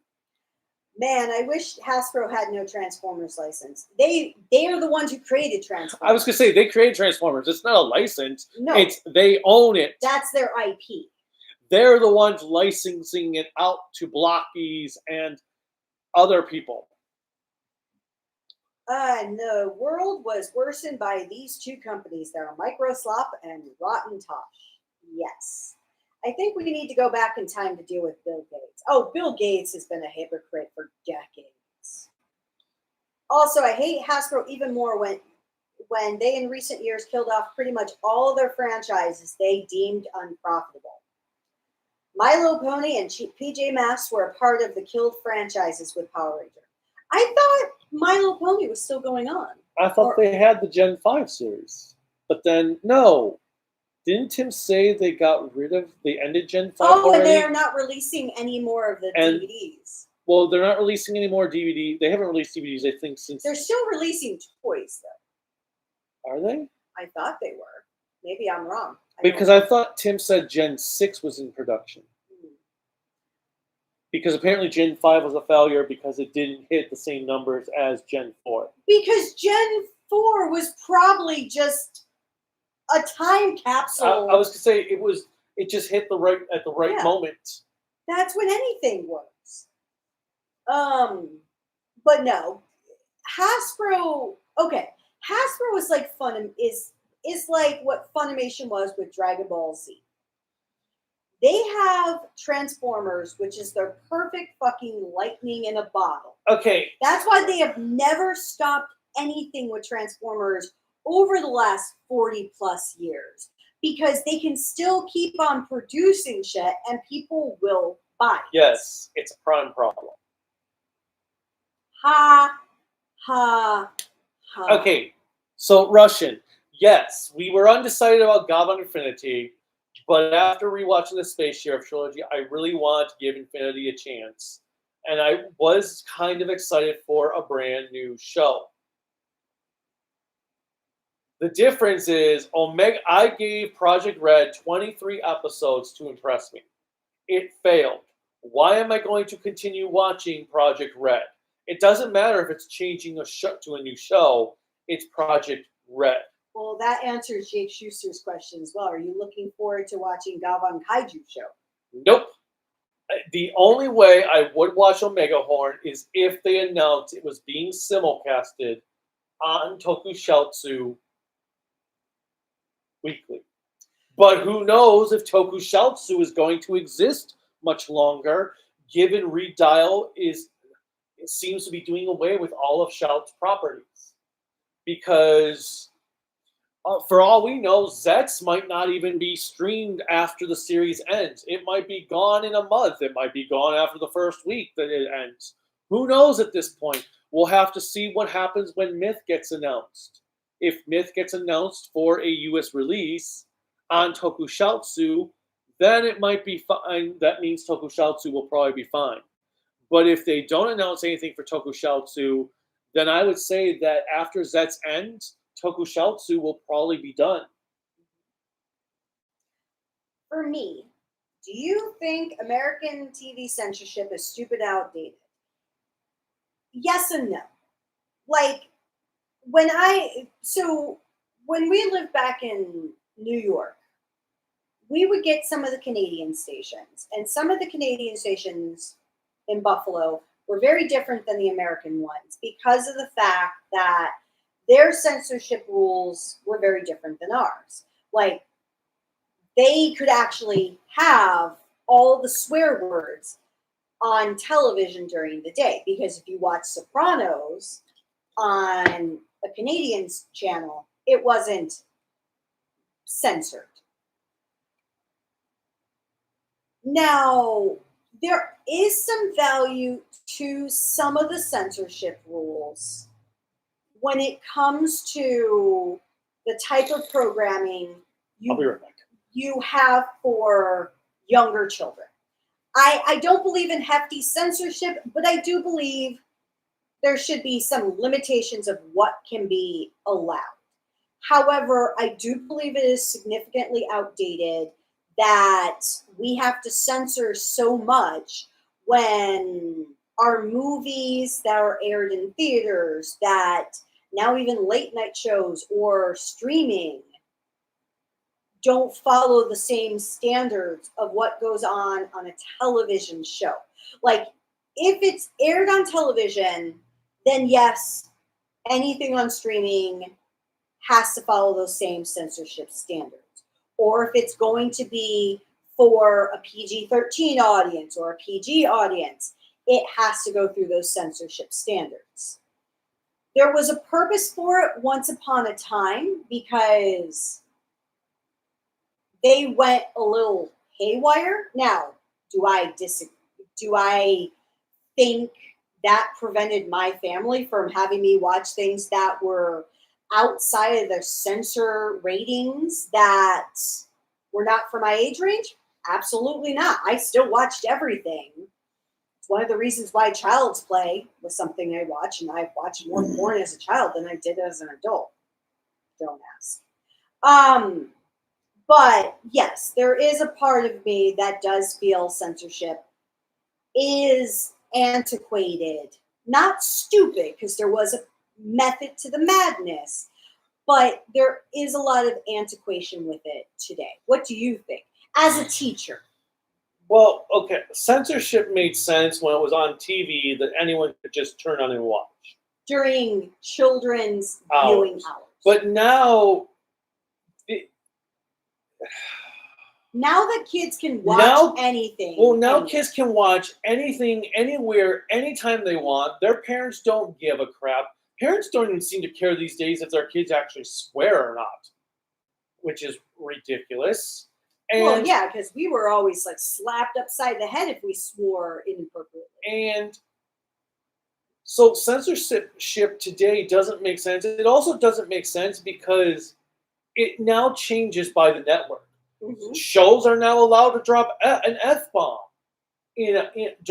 on certain networks. And I'm not saying... At certain times. Yeah, primetime shows are allowed to drop one F-bomb and 3 shits without an issue on a lot of networks, but then other networks have a show that gears toward adults and they can't do an F-bomb or... Well, and it doesn't seem like the FCC, for the American side of things, the FCC even monitors, because once upon a time, if you ever look up the skit by George Carlin, who forever should be considered a comedian saint, he had a skit called The 7 Words That You Can Never Say on Television. And now you can. And it was because of the FCC that he nearly got canceled in a time where cancel culture wasn't even a thing. So yes, there is some antiquation. Jake Schuster says Beast Wars was his Transformers. Yep, Beast Wars is amazing. Discotech could possibly do something. Guess what? Nickelodeon has now declared July 14th National SpongeBob Day. So Suck it in. SpongeBob has been around forever. I wouldn't be surprised if SpongeBob surpasses Simpsons as the longest running animated show. Not adult, but just animated. You don't think so? It's still going strong. I think SpongeBob will end before Simpsons ends. Congrats from the Russian Wanderer on making it through Kabutok and Robotalk. Well, I haven't finished Robotalk yet. I've still got 9 episodes of Robotalk. But making it through is kind of like makes it sound like it was suffering. Kabutok was freaking amazing. Kabutok was so damn fun. I had so much fun with that show. I think the show really deserves a proper release in America, subtitled, so everyone can watch that show. That show is great. That is way better than Gavan Infinity. Like, Kabutok is strictly a children's show, but it has more mature content in it than Gavan Infinity has. That it doesn't make sense. And Robotalk has been pretty solid. Not as good as Kabutok, but Robotalk has been enjoyable too. Not as funny because it takes its situations more seriously compared to Kabutok, but Robotalk's still not bad. So ZX Gear started Metal Heroes with Blue Swap because a former friend of theirs who loved the show when he was on a Japanese military base. And you watched most of Flashman Raw, correct? Yes, because not every episode was subtitled. And in The Character Wants a Harem, so one of the main characters said he did this one thing that would get all the attention he would get from the girls. So, on the other note for Blue Swat, I have not watched Blue Swat yet, and I have not watched Beefire. Those are the only 2 Metal Hero series I have not watched at all. Because I've seen Kabuto Raw. No. So there's like two Metal Hero series left for me to watch after I finish Robotalk. 3 to review after Robotalk. And Ultraman Kamen Rider collab is long overdue. Imagine Craven's Last Hunt in Spider-Man 94 cartoon. I've never read Craven's Last Hunt, so I know about Craven's Last Hunt, but I don't know Craven's Last Hunt. And Fully. apparently, for the comment about the harem is what happens in the first My Hero movie. The problem with AI generated art, the data is basically stolen from other real artists, and that is not good. The challenge is technically all right, I'm going to say something that's not necessarily a positive either. When you go to a convention and you go into Artist Alley and you buy any of the artwork that they have of your favorite character or your favorite show, It's actually technically illegal because it's all copyrighted artwork. So that is legally because they're making fan art of copyrighted characters. and it's stolen. So yes, AI is physically doing or virtually doing it. But like I said, as long as they're not selling it, they're just making an image for fun. Let it be. It is the people who take advantage of it and sell it as their own that's the problem. Yeah, that's where I draw. It's kind of one of the reasons why I have stopped buying fan art at conventions. But yeah, I don't.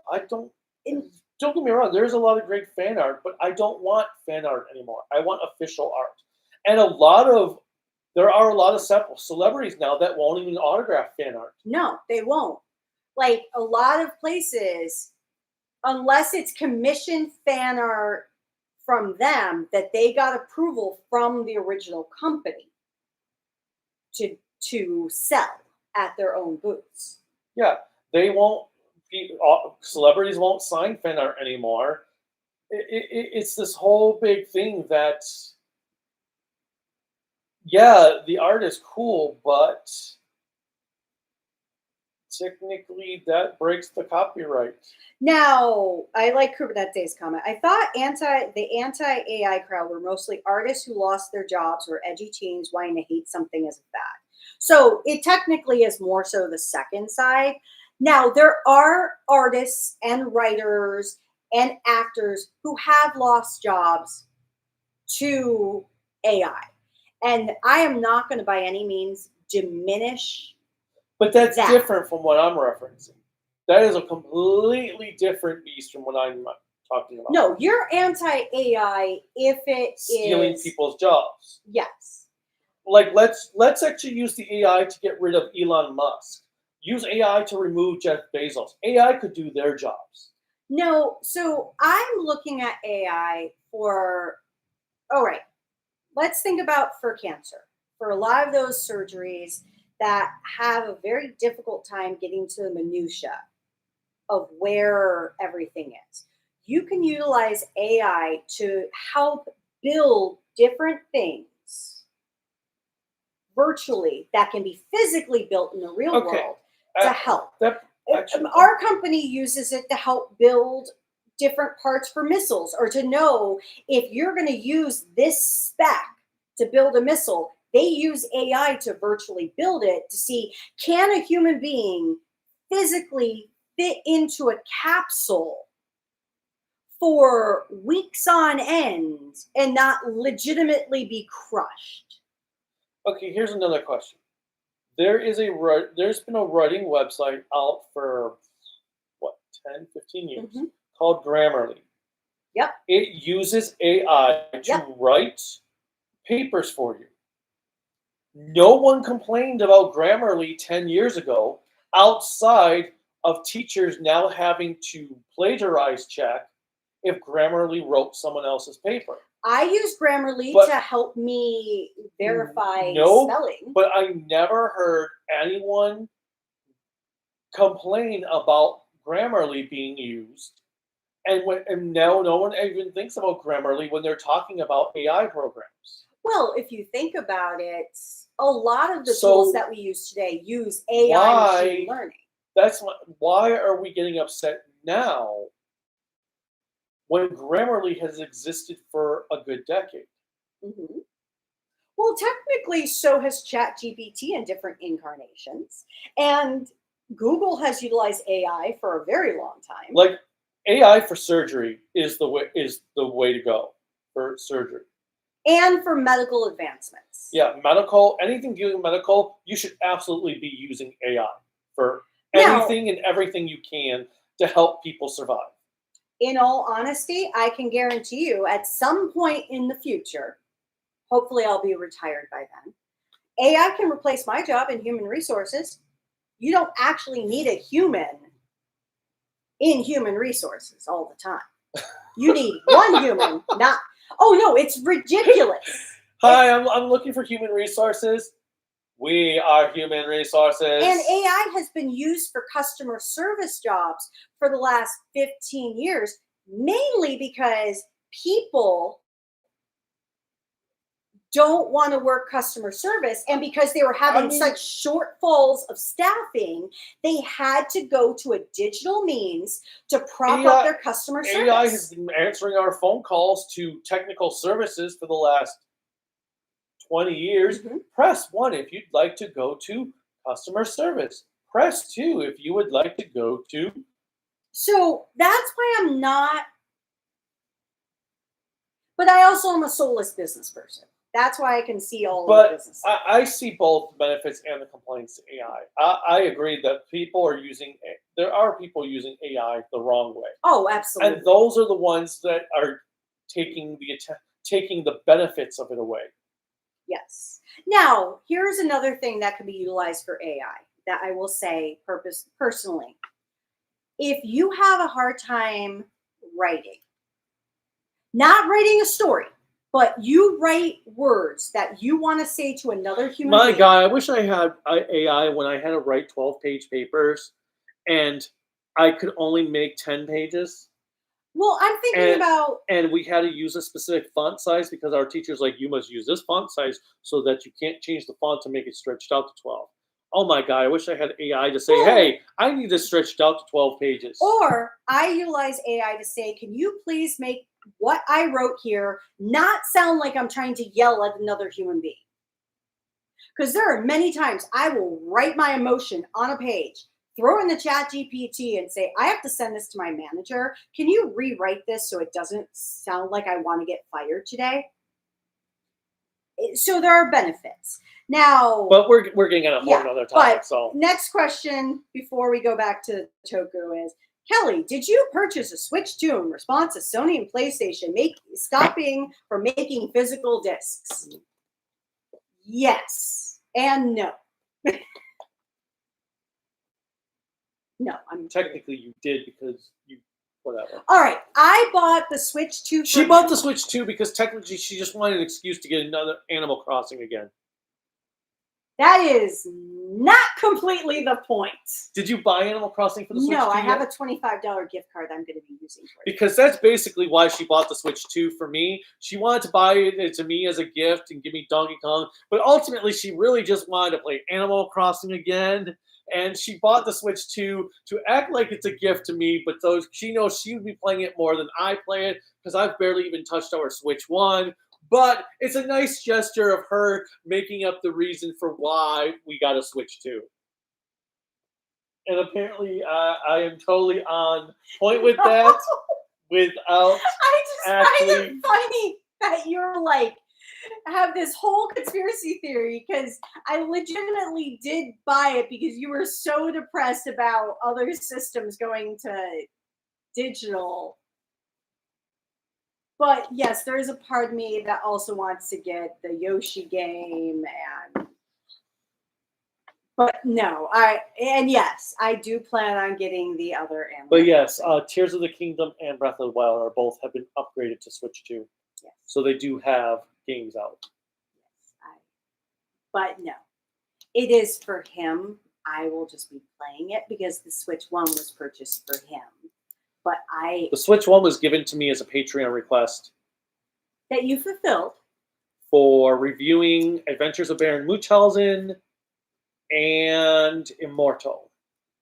Mm-hmm. Which I don't know if that review's up anymore. I think that got copyright blocked. And admittedly, I have 30 games for the Switch. That can be played on the Switch too. And I think all games can be played on the Switch. Not all of too. them, supposedly. Really? Supposedly. Let me guess, you're not going to re-upload your Deca Ranger review. You mean updated? I'll update it at some point. We just have to actually watch the DVD. I watch tokusatsu and anime, but there's a problem in the Philippines, totally different in the U.S. Got a mass shooting in schools. Now Philippines is totally caused violence. Oh, 3 students died causing violence wearing KMFDM.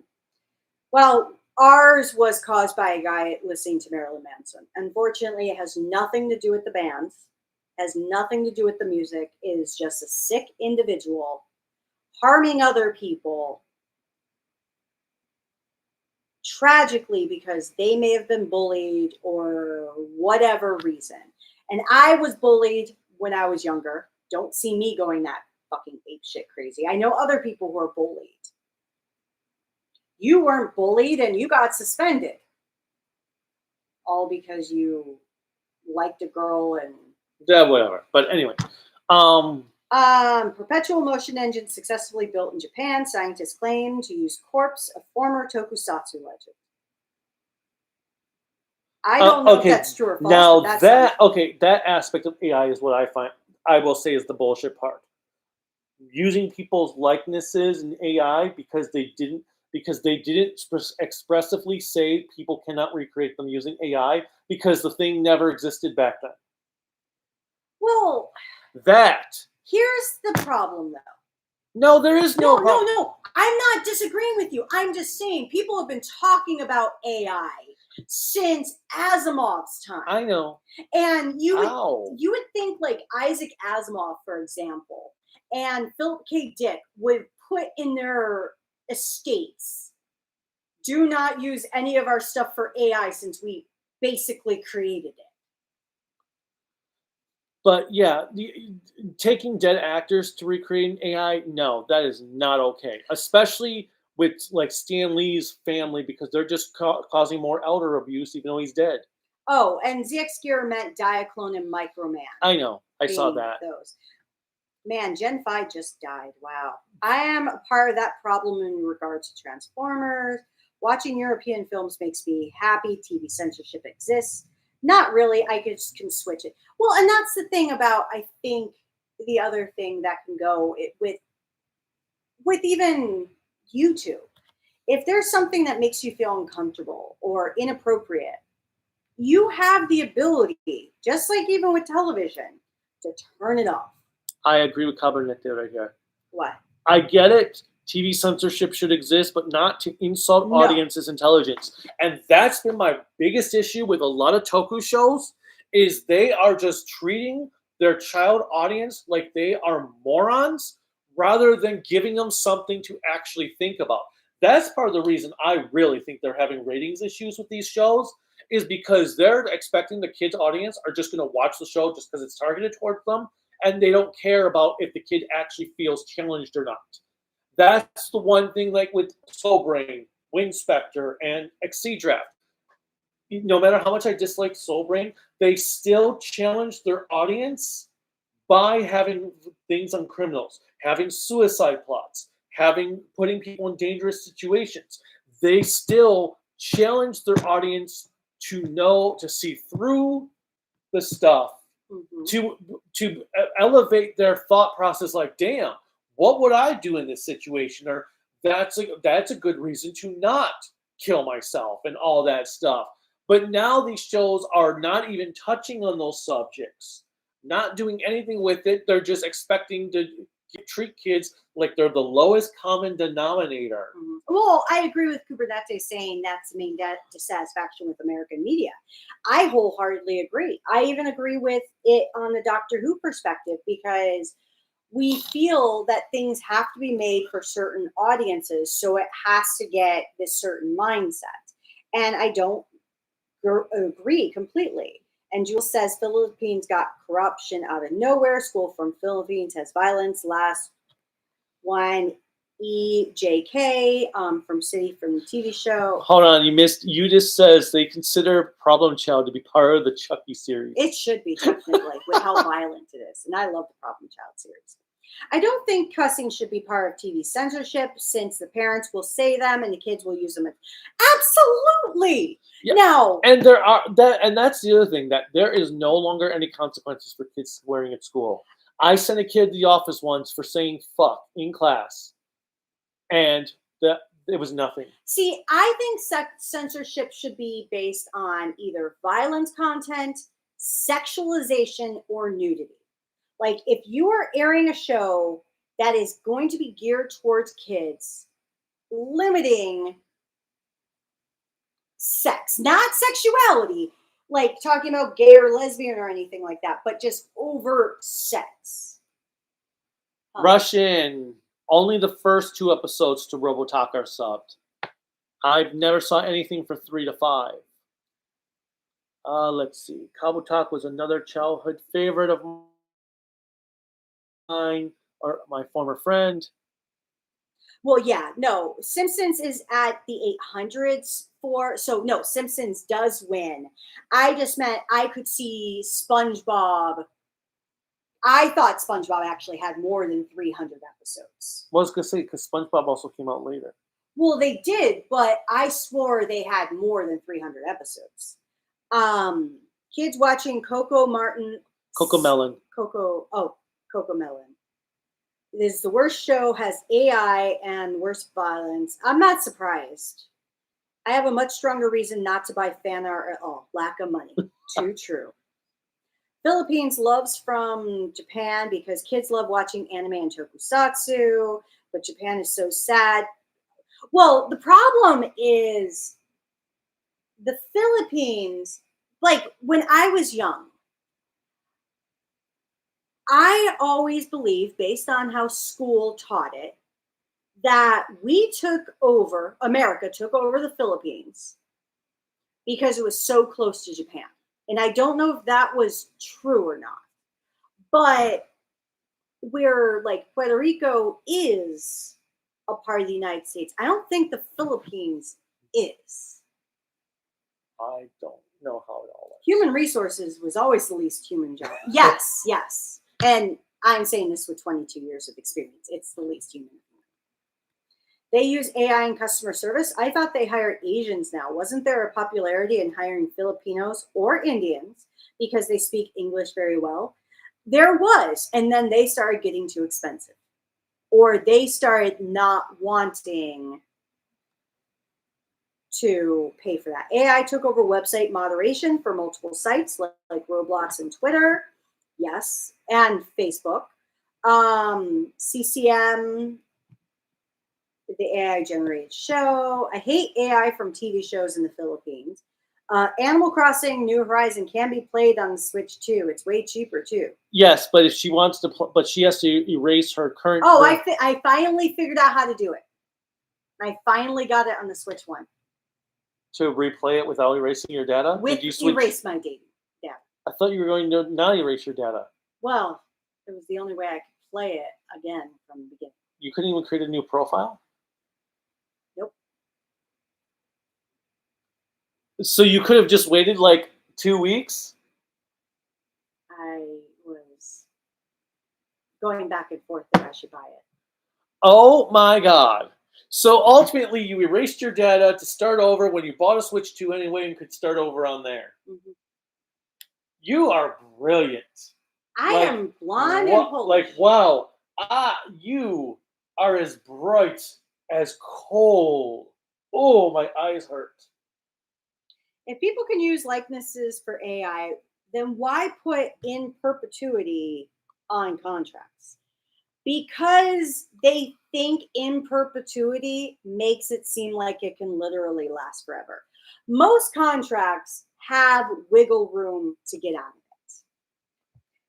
of it. Like, okay, employment contracts, like if you ever have to sign this non-compete, unless it's for certain industries where they can prove that you're going to a direct competitor, it's as worthless as the tissues Marcus throws into the garbage can. Okay, whatever. But all right, so let's see these last few things, and we're gonna finish I'll up. take that Switch too if you don't need it anymore, Corellic.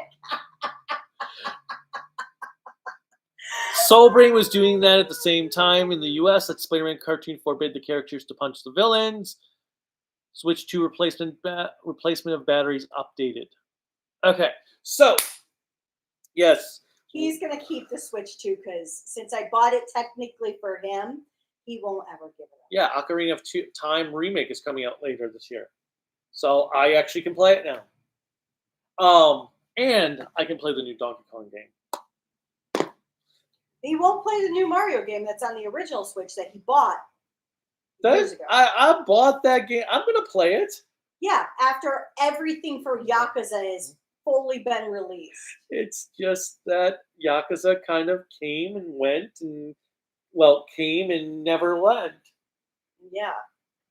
Yeah, it never went. Oh, I was thinking about getting Yakuza 0 on the Switch. Yeah, I would just get the No, I almost was tempted to buy Yakuza 0 on the Switch to see if your ass would replay it on the Switch. But then I'd have to fully start over from scratch. I wouldn't put it past you. That's not the point. But I mean, technically, the director's cut's on PS5, so I kind of would need to start over anyway if I bought that one. But I legitimately was tempted to do it just to see where your consciousness would go, to play Donkey Kong or to play Yakuza. Shut up. That's not even fair.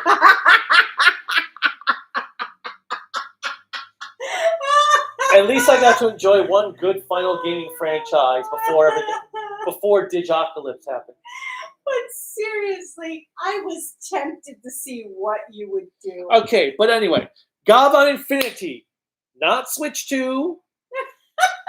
Gavan Infinity. Like I said, these episodes were actually good episodes, but they were hijacked by moments of mediocrity and MacGuffins. God damn it. But they were good episodes. I liked them. I was entertained. I'm looking forward to the show being done in 2 more episodes. Next week we'll do a live stream. Probably won't pre-schedule it since who knows how long it'll take the finale to come out on fan subs. But we'll do a live stream after we get to watch the last 2 episodes. So if you have stayed this entire time when we're not doing this live, let us know in the comments what your favorite episode was of this batch, or what you liked about the show. Or are you still watching the show? Did you leave the show? Are you excited for Omega Horn? Let us know. And as always, click like, subscribe, the bell notification, whatever else YouTube has to support us. You can support us on Patreon, Bluesky, at Kaiju, or at Toku Network, Facebook. Oh my God, it's actually raining. Facebook, Instagram, Discord at Kaiju Kami. The website is creativitybydesignllc.com. There's also a GoFundMe in the description, which will help for health purposes, especially because the doctor's appointment to get my eye checked out costs $3,000 for the doctor to go and look and say, oh, it's an eye ulcer. It'll heal on its own, start healing in 48 to 72 hours. We'll give you some prescription to keep infections out. And don't rub your eye. And then he walked away because he was a douchebag. But yes, $3,000 for that visit. Pre-insurance. Still $3,000. So if you can help it out at all in the thingamajig, that would be great. Otherwise, until next time. Bye. Bye. Oh, and there should hopefully eventually be a Zets live stream. Wow.